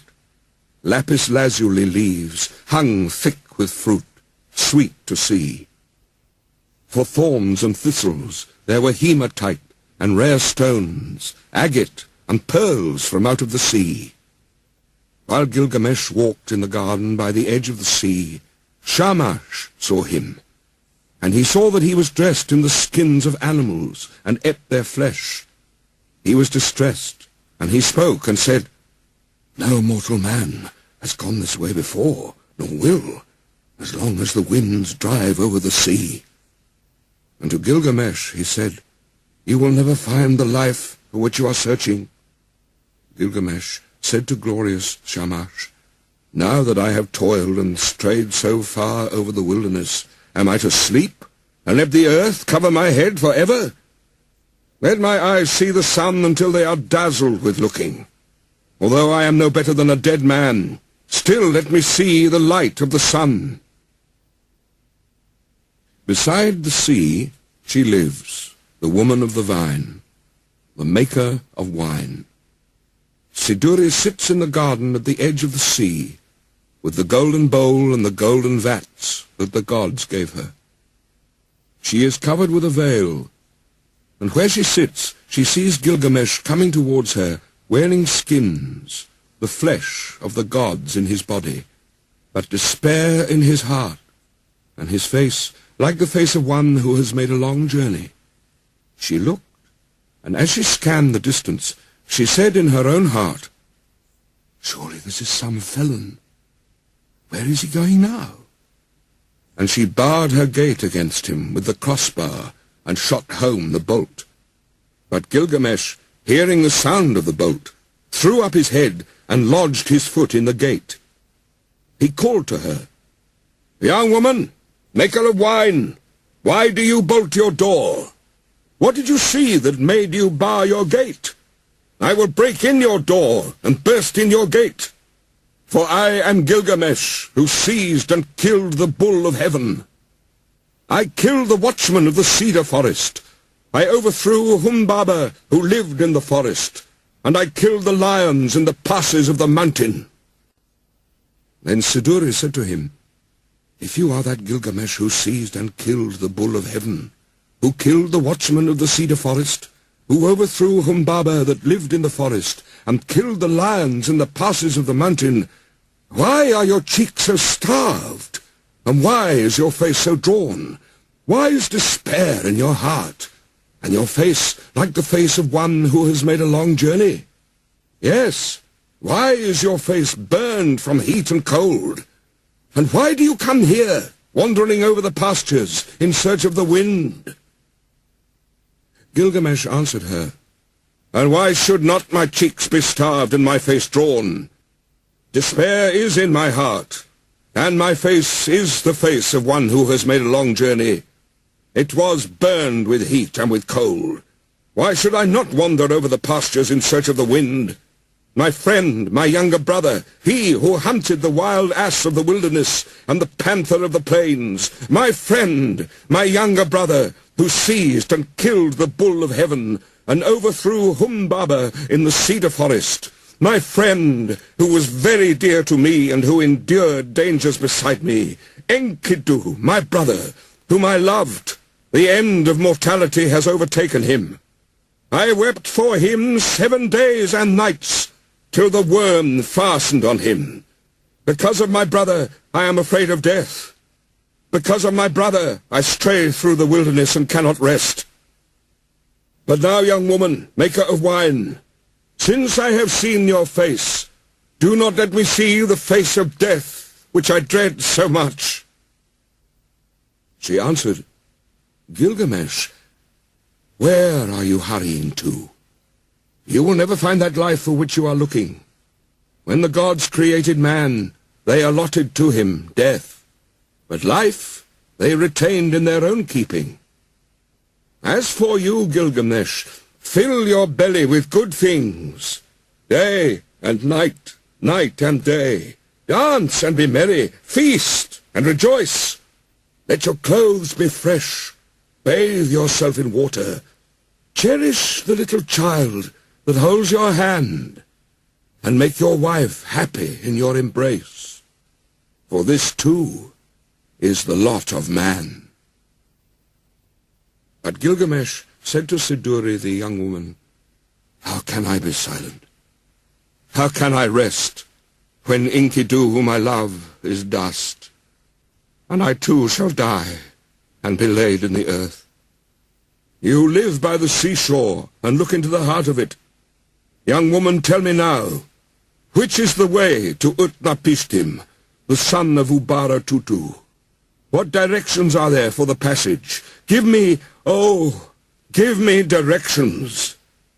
I will cross the ocean, if it is possible. If it is not, I will wander still farther in the wilderness. The winemaker said to him, Gilgamesh, there is no crossing the ocean. Whoever has come since the days of old has not been able to pass that sea. The sun in his glory crosses the ocean, but who besides Shamash has ever crossed it? The place and the passage are difficult, and the waters of death are deep, which flow between. Gilgamesh, how will you cross the ocean? When you come to the waters of death, what will you do? But Gilgamesh, down in the woods you will find Ur-Shanabi, the ferryman of Utnapishtim. With him are the holy things, the things of stone. He is fashioning the serpent prow of the boat. Look at him well, and if it is possible, perhaps you will cross the waters with him. But if it is not possible, then you must go back. When Gilgamesh heard this, he was seized with anger. He took his axe in his hand and his dagger from his belt. He crept forward, and he fell on them like a javelin. And then he went into the forest and sat down. The Shanabi saw the dagger flash and heard the axe, and he beat his head, for Gilgamesh had shattered the tackle of the boat in his rage. Ur-Shanabi said to him, "Tell me, what is your name?" "I am Ur-Shanabi, the ferryman of Utnapishtim, the faraway." He replied to him, "Gilgamesh is my name. I am from Uruk, from the house of Anu." Then Ur-Shanabi said to him, "Why are your cheeks so starved and your face drawn? Why is despair in your heart and your face like the face of one who has made a long journey? Yes, why is your face burned with heat and with cold? And why do you come here, wandering over the pastures in search of the wind?" Gilgamesh said to him, "Why should not my cheeks be starved and my face drawn? Despair is in my heart, and my face is the face of one who has made a long journey. I was burned with heat and with cold. Why should I not wander over the pastures? My friend, my younger brother, was seized and killed the bull of heaven, and overthrew Humbaba in the cedar forest. My friend, who was very dear to me, and who endured dangers beside me. Enkidu, my brother whom I loved, the end of mortality has overtaken him. I wept for him 7 days and nights, till the worm fastened on him. Because of my brother, I am afraid of death. Because of my brother, I stray through the wilderness. His fate lies heavy upon me. How can I be silent? How can I rest? He is dust, and I too shall die, and be laid in the earth forever. I am afraid of death. Therefore, Ur-Shanabi, tell me, which is the road to Utnapishtim? If it is possible, I will cross the waters of death. If not, I will wander still farther through the wilderness." Ur-Shanabi said to him, "Gilgamesh, your own hands have prevented you from crossing the ocean. When you destroyed the tackle of the boat, you destroyed its safety." Then the two of them talked it over, and Gilgamesh said, "Why are you so angry with me, Ur-Shanabi? For you yourself cross the sea by day and night. At all seasons you cross it." "Gilgamesh, those things you destroyed, their property is to carry me over the water, to prevent the waters of death from touching me. It was for this reason that I preserved them, but you have destroyed them, and the Urnu snakes with them. But now go into the forest, Gilgamesh. With your axe, cut poles 120, cut them 60 cubits long, paint them with bitumen, set on them ferrules, and bring them back." When Gilgamesh heard this, he went into the forest. He cut poles 120. He cut them 60 cubits long. He painted them with bitumen. He set on them ferrules, and he brought them to Ur-Shanabi. Then they boarded the boat, Gilgamesh and Ur-Shanabi together, launching it out on the waves of ocean. For 3 days they ran on, as it were a journey of a month and 15 days. And at last Ur-Shanabi brought the boat to the waters of death. Then Ur-Shanabi said to Gilgamesh, "Press on, take a pole and thrust it in, but do not let your hands touch the waters. Gilgamesh, take a second pole, take a third, take a fourth pole.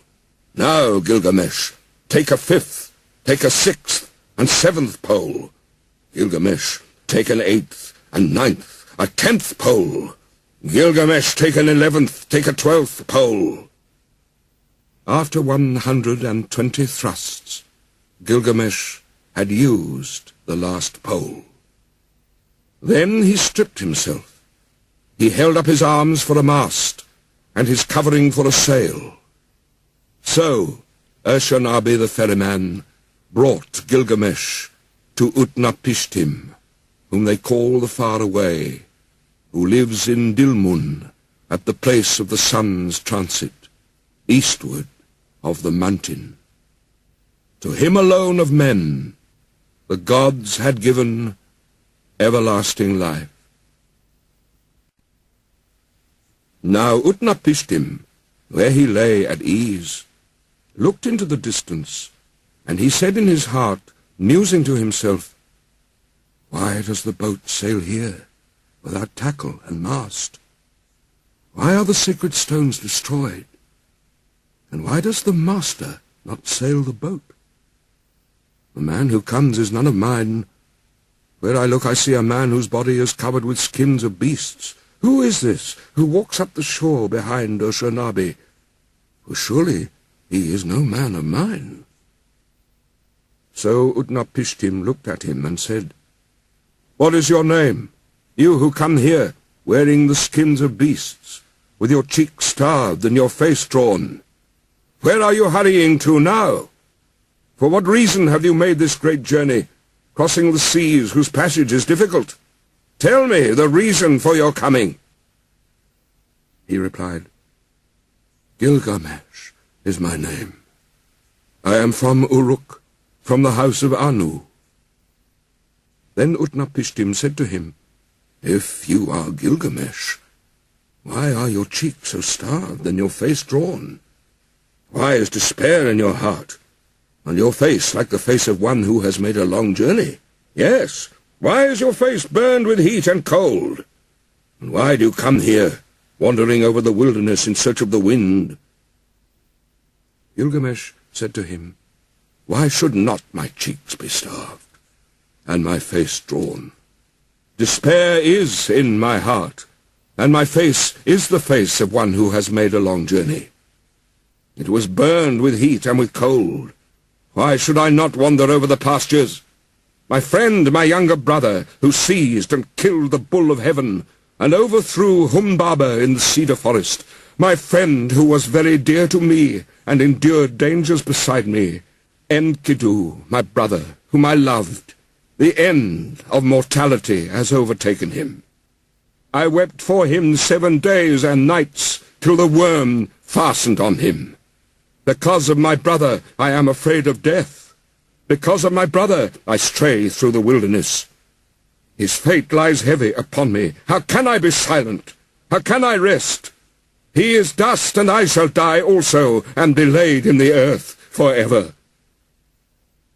Again Gilgamesh said, speaking to Utnapishtim, It is to see Utnapishtim, whom we call the Far Away, that I have come this journey.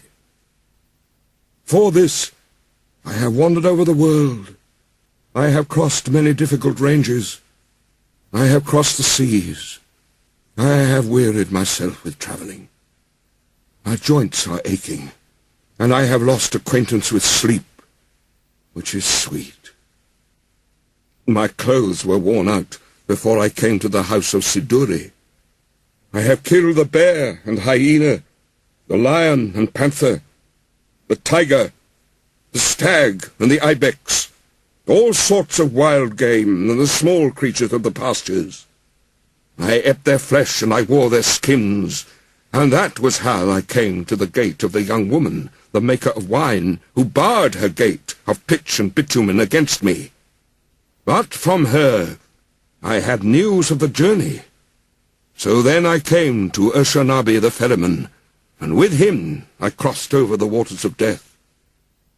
O Father Utnapishtim, you who have entered the assembly of the gods, I wish to question you concerning the living and the dead.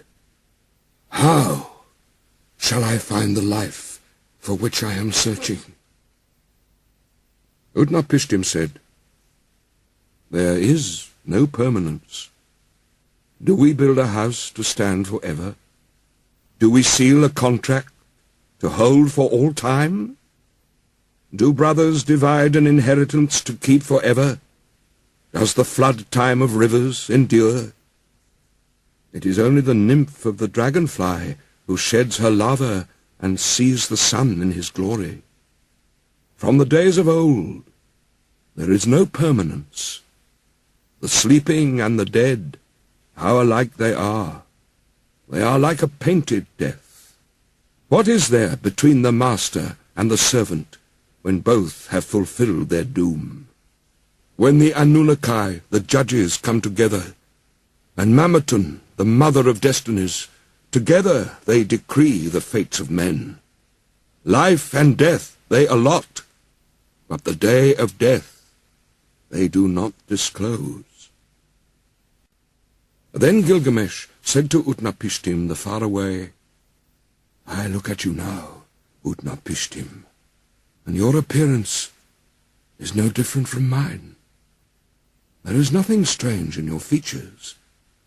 I thought I should find you like a hero prepared for battle. But you lie here, taking your ease on your back. Tell me truly, how was it that you came to enter the company of the gods, and to possess everlasting life? Utnapishtim said to Gilgamesh, I will reveal to you a mystery. I will tell you a secret of the gods. You know the city, Sharupak. It stands on the banks of Euphrates. That city grew old, and the gods that were in it were old. There was Anu, lord of the firmament, their father, and warrior Enlil, their counselor, Ninurta, the helper, and Ennugi, watcher over canals. And with them also was Ea. In those days the world teemed, the people multiplied, the world bellowed like a wild bull, and the great god was aroused by the clamour. Enlil heard the clamour, and he said to the gods in council, The uproar of mankind is intolerable, and sleep is no longer possible by reason of the babel. So the gods agreed to exterminate mankind. Enlil did this, but Ea, because of his oath, warned me in a dream. He whispered their words to my house of reeds, Reed house, wall, O wall, hearken, reed house, wall, reflect. O man of Sharupak, son of Ubaratutu, tear down your house, and build a boat, abandon possessions, and look for life. Despise worldly goods, and save your soul alive. Tear down your house, I say, and build a boat. These are the measurements of the bark, as you shall build her. Let her beam equal her length. Let her deck be roofed like the vault that covers the abyss. Then take up into the boat the seed of all living creatures. When I had understood, I said to my lord, Behold, what you have commanded I will honor and perform. But how shall I answer the people, the city, the elders? Then Ea opened his mouth and said to me, his servant, Tell them this. I have learnt that Enlil is wrathful against me. I dare no longer walk in his land, nor live in his city. I will go down to the gulf to dwell with Ea, my lord. But on you he will rain down abundance, rare fish, and shy wild fowl, a rich harvest tide. In the evening the rider of the storm will bring you wheat in torrents. In the first light of dawn, all my household gathered round me. The children brought pitch, and the men whatever was necessary. On the 5th day I laid the keel and the ribs, then I made fast the planking. The ground space was 1 acre. Each side of the deck measured 120 cubits, making a square. I built 6 decks below, 7 in all. I divided them into 9 sections with bulkheads between. I drove in wedges where needed.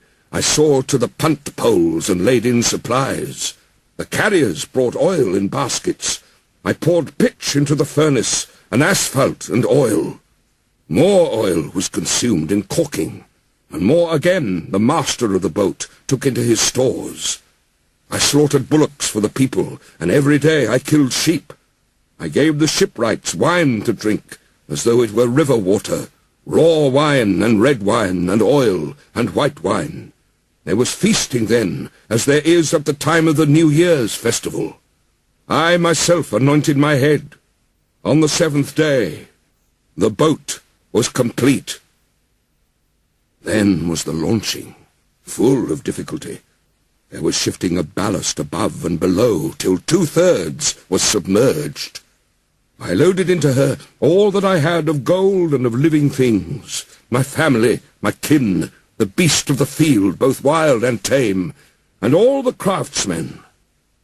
I sent them on board, for the time that Shamash had ordained was already fulfilled, when he said, "In the evening, when the rider of the storm sends down the destroying rain, enter the boat and batten her down."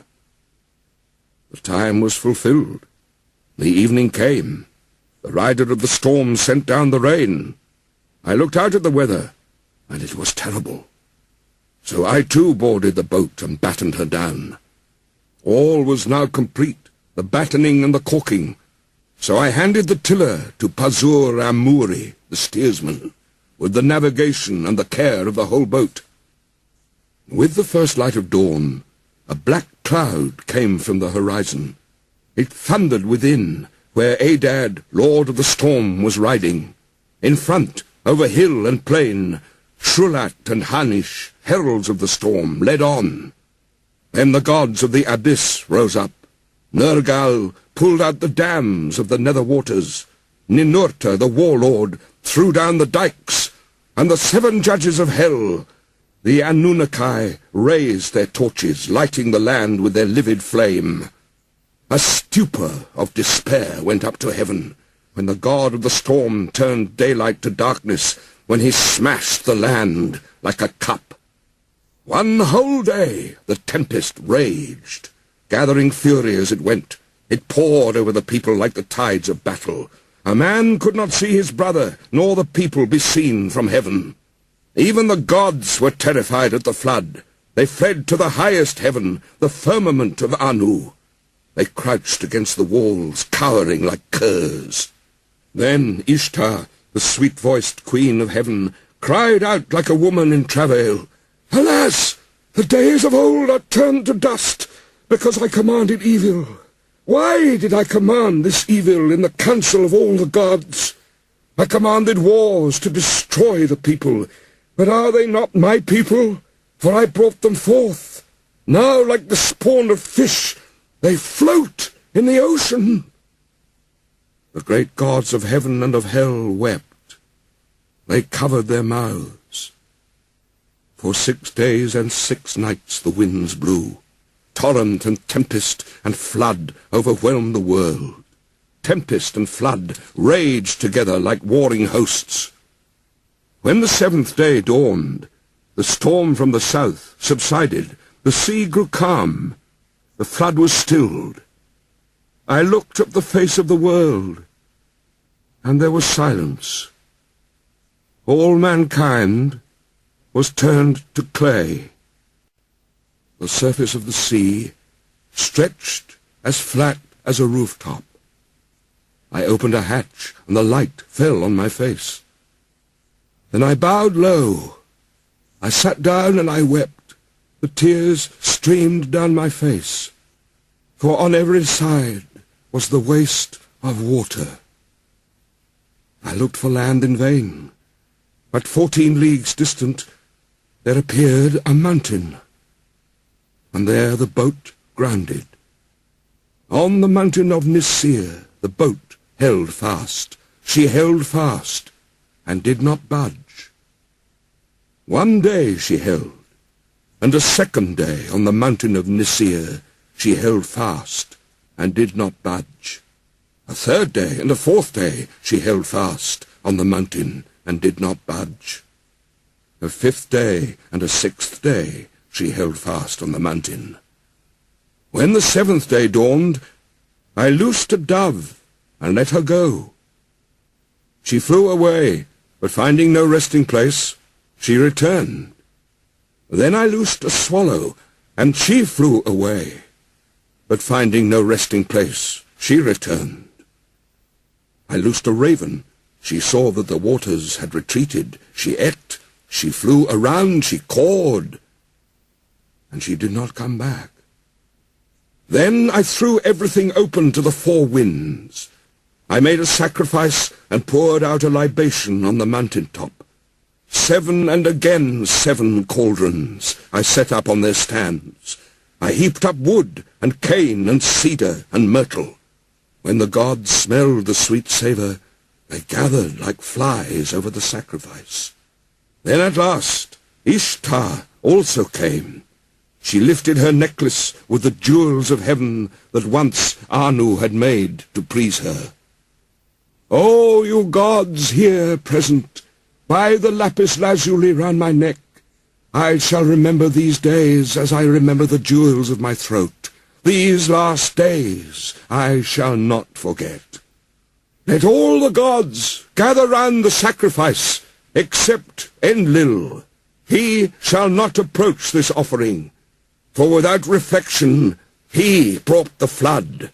He consigned my people to destruction. When Enlil had come, when he saw the boat, he was wroth and swelled with anger at the gods, the host of heaven. Has any of these mortals escaped? Not one was to have survived the destruction. Then the god of the wells and canals, Ninurta, opened his mouth, and said to the warrior Enlil, Who is there of the gods that can devise without Ea? It is Ea alone who knows all things. Then Ea opened his mouth and spoke to warrior Enlil, Wisest of gods, hero Enlil, how could you so senselessly bring down the flood? Lay upon the sinner his sin. Lay upon the transgressor his transgression. Punish him a little when he breaks loose. Do not drive him too hard, or he perishes. Would that a lion had ravaged mankind rather than the flood. Would that a wolf had ravaged mankind rather than the flood. Would that famine had wasted the world rather than the flood. Would that pestilence had wasted mankind rather than the flood. It was not I that revealed the secret of the gods. The wise man learned it in a dream. Now take your counsel what shall be done with him. Then Enlil went up into the boat. He took me by the hand, and my wife, and made us enter the boat and kneel down on either side, he standing between us. He touched our foreheads to bless us, saying, In time past, Utnapishtim was a mortal man. Henceforth, he and his wife shall live in the distance at the mouth of the rivers. Thus it was that the gods took me and placed me here to live in the distance at the mouth of the rivers. Utnapishtim said, As for you, Gilgamesh, who will assemble the gods for your sake, so that you may find that life for which you are searching? But if you wish, come and put it to the test. Only prevail against sleep for 6 days and 7 nights. But while Gilgamesh sat there resting on his haunches, a mist of sleep, like soft wool teased from the fleece, drifted over him. And Utnapishtim said to his wife, Look at him now, the strong man who would have everlasting life. Even now the mists of sleep are drifting over him. His wife replied, Touch the man to wake him, so that he may return to his own land in peace, going back through the gate by which he came. Utnapishtim said to his wife, All men are deceivers. Even you he will attempt to deceive. Therefore bake loaves of bread, each day 1 loaf, and put it beside his head, and make a mark on the wall to number the days he has slept. So she baked loaves of bread, each day 1 loaf, and put it beside his head, and she marked on the wall the days that he slept. And there came a day when the first loaf was hard, the second loaf was like leather, the third was soggy, the crust of the fourth had mold, the fifth was mildewed, the sixth was fresh, and the seventh was still on the embers. Then Utnapishtim touched him, and he woke. Gilgamesh said to Utnapishtim the faraway, I hardly slept when you touched and roused me. But Utnapishtim said, Count these loaves, and learn how many days you slept. For your first is hard, your second like leather, your third is soggy, the crust of your fourth has mould, your fifth is mildewed, your sixth is fresh, and your seventh was still over the glowing embers when I touched and woke you." Gilgamesh said, "What shall I do, O Utnapishtim? Where shall I go? Already the thief in the night has hold of my limbs. Death inhabits my room. Wherever my foot rests, there I find death." Then Utnapishtim spoke to Urshanabi the ferryman. "Woe to you, Urshanabi! Now and forevermore you have become hateful to this harbourage. It is not for you nor for you are the crossings of this sea. Go now, banished from the shore. But this man before whom you walked, bringing him here, whose body is covered with foulness, and the grace of whose limbs has been spoiled by wild skins, take him to the washing place. There he shall wash his long hair clean as snow in the water. He shall throw off his skins, and let the sea carry them away. And the beauty of his body shall be shown. The fillet on his forehead shall be renewed, and he shall be given clothes to cover his nakedness. Till he reaches his own city, and his journey is accomplished, these clothes will show no sign of age. They will wear like a new garment."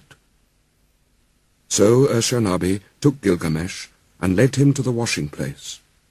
He washed his long hair as clean as snow in the water. He threw off his skins, which the sea carried away, and showed the beauty of his body. He renewed the fillet on his forehead, and to cover his nakedness gave him clothes which would show no sign of age, but would wear like a new garment till he reached his own city, and his journey was accomplished. Then Gilgamesh and Urshanabi launched the boat onto the water and boarded it, and they made ready to sail away. But the wife of Utnapishtim the faraway said to him, "Gilgamesh came here wearied out. He is worn out. What will you give him to carry him back to his own country?"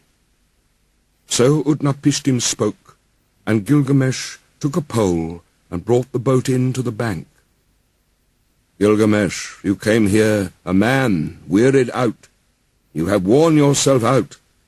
What shall I give you to carry you back to your own country?" "Gilgamesh, I shall reveal a secret thing. It is a mystery of the gods that I am telling you. There is a plant that grows under the water. It has a prickle like a thorn, like a rose.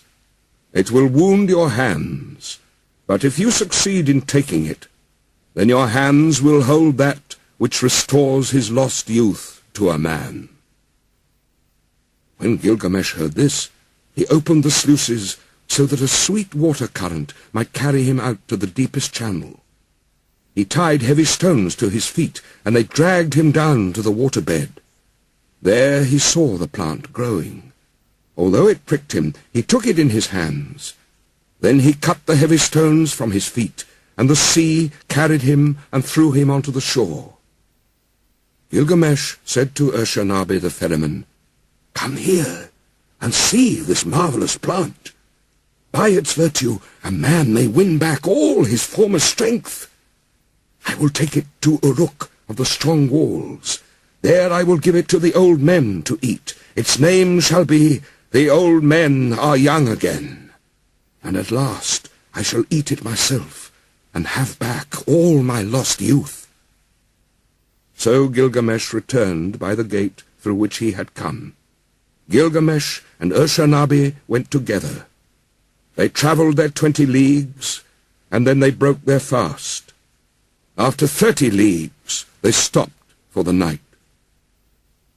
Gilgamesh saw a well of cool water, and he went down and bathed.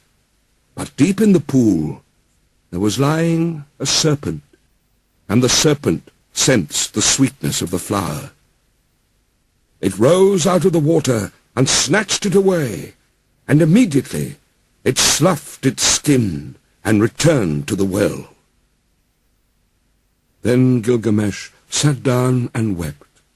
The tears ran down his face, and he took the hand of Urshanabi "Oh, Ashnabi, was it for this that I toiled with my hands?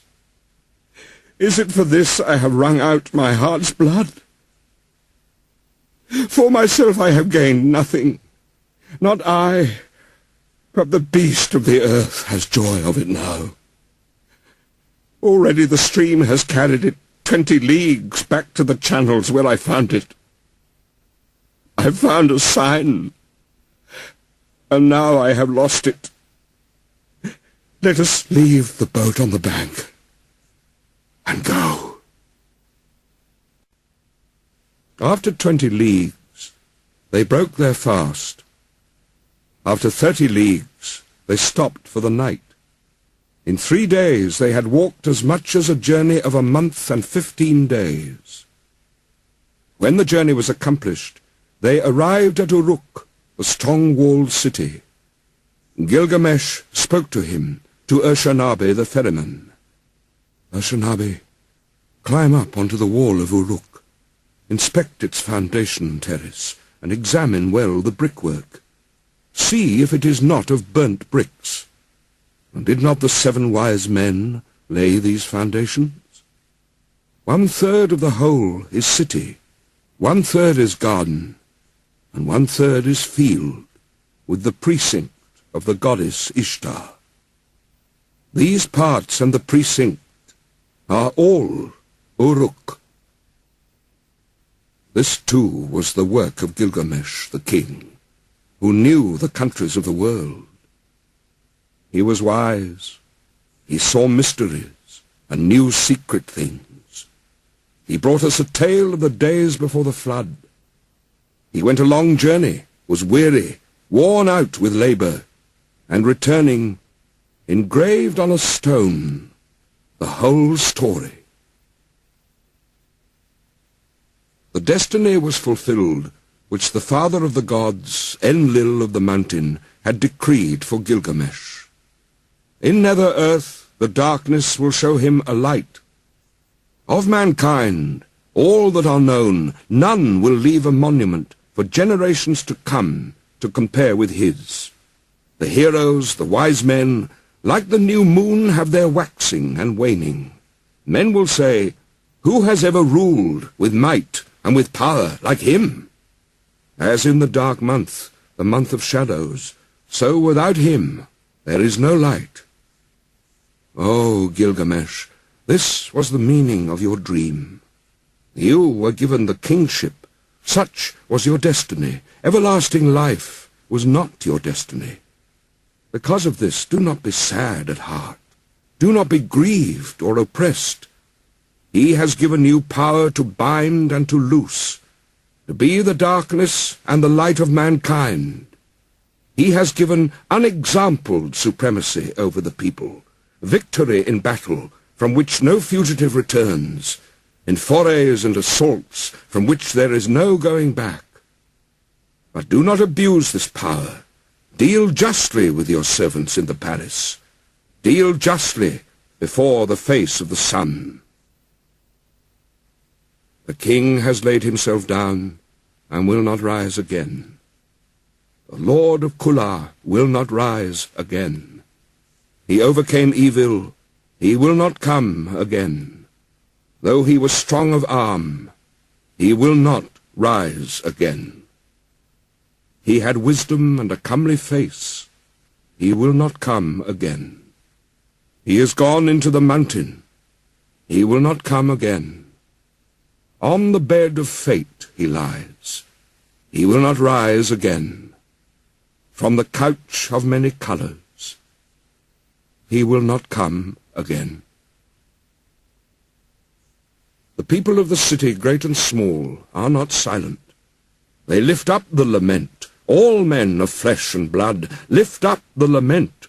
Fate has spoken. Like a hooked fish, he lies stretched on the bed, like a gazelle that is caught in a noose. Inhuman Namtar is heavy upon him, Namtar that has neither hand nor foot, that drinks no water and eats no meat. For Gilgamesh, son of Ninsun, they weighed out their offerings. his dear wife, his son, his concubine, his musicians, his jester, and all his household, his servants, his stewards, all who lived in the palace weighed out their offerings for Gilgamesh, the son of Ninsun, the heart of Uruk.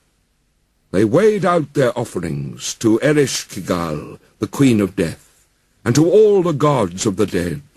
To Namtar, who is fate, they weighed out the offering. Bread for Neti, the keeper of the gate. Bread for Ningizida, the god of the serpent, the lord of the tree of life. For Damuzai also, the young shepherd. For Enki and Ninki. For Endukuga and Nindukuga. For Enmul and Ninmul, all the ancestral gods, forebears of Enlil. A feast for Shulpi, the god of feasting. For Samukan, god of the herds. For the mother Ninhusag, and the gods of creation in the place of creation. For the host of heaven, priest and priestess, weighed out the offering of the dead. Gilgamesh, the son of Ninsun, lies in the tomb. At the place of offerings, he weighed the bread offering. At the place of libation, he poured out the wine. In those days, the Lord Gilgamesh departed, the son of Ninsun, the king, peerless, without an equal among men, who did not neglect Enlil his master. O Gilgamesh, Lord of Kulab, great is thy praise.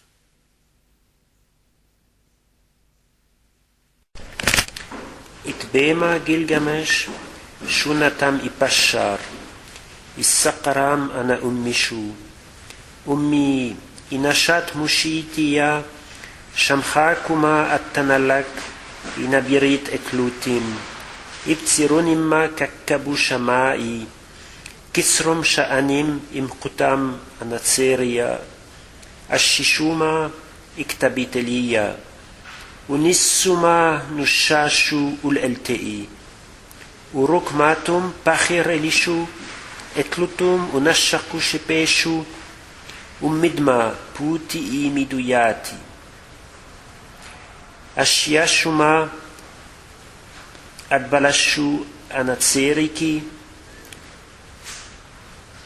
ummi Gilgamesh mudeyat kalama, issakaram ana Gilgamesh.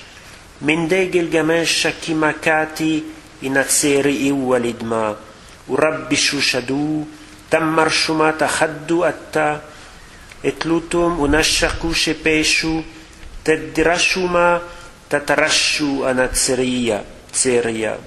Ittilama itamar shanitam, itbi itawiyam ana ummishu, ummi atamar shanitam. Une lacune. Quelque chose, ina suqim sha uruk rebitim. Khatsinu nadima elishu pahru, khatsinuma shani bunushu, amurshuma akhtadu anaku, aramshuma kima ashatim, akhabbub elshu, elqeshuma ashtakanshu ana akhiya. Ummi Gilgamesh mudiyat kalama, issaqaram ana Gilgamesh. Voilà. Après, bon, il y a une lacune, c'est petite. Bon, ça. Itbema Gilgamesh, shunatam ipashar, izakaram ana umishu, umi inashat mushitiya, shamchakuma, atannalak ina birit etlutim, ibzirunim ma kakabu shamai, kitzrum sha'anim imkutam anatseria, ashishumma iktabit eliya, unisumma nushashu ul eltei, urukmatum pachir elishu, etlutum unashaku shepishu, umidma puti imidu yati, ashiyashuma atbalashu anatseriki, umi Gilgamesh mudet kalamma, izakaram ana Gilgamesh. Minde Gilgamesh shakimakati, inatseri iwalidma urabishu shadu, tamarshumma tachaduata, etlutu munashaku shepishu, tedirashuma tatarashu anatseriya, ittilamma itamarshanitam, itbi itawam anaumishu, umi atamarsanitam, inasukim shauruk rabitim, חצינו נדימה, אלישו פחרו, חצינומה שאני בונושו, אמורשומה אך תדו ענקו, הרמשומה כמעשתים, אחבו באלשו, אלקשומה אשתקנשו אנכיה. ומגילגמש, מודת כלמה, איזקר המנה גילגמש, אשום ושתמחרו איתיקה, גילגמש שונת מפשר, אין קידואשי מחר חרימתים, ורתמו כללון, צרם עם תאשי, אשר איוולדו.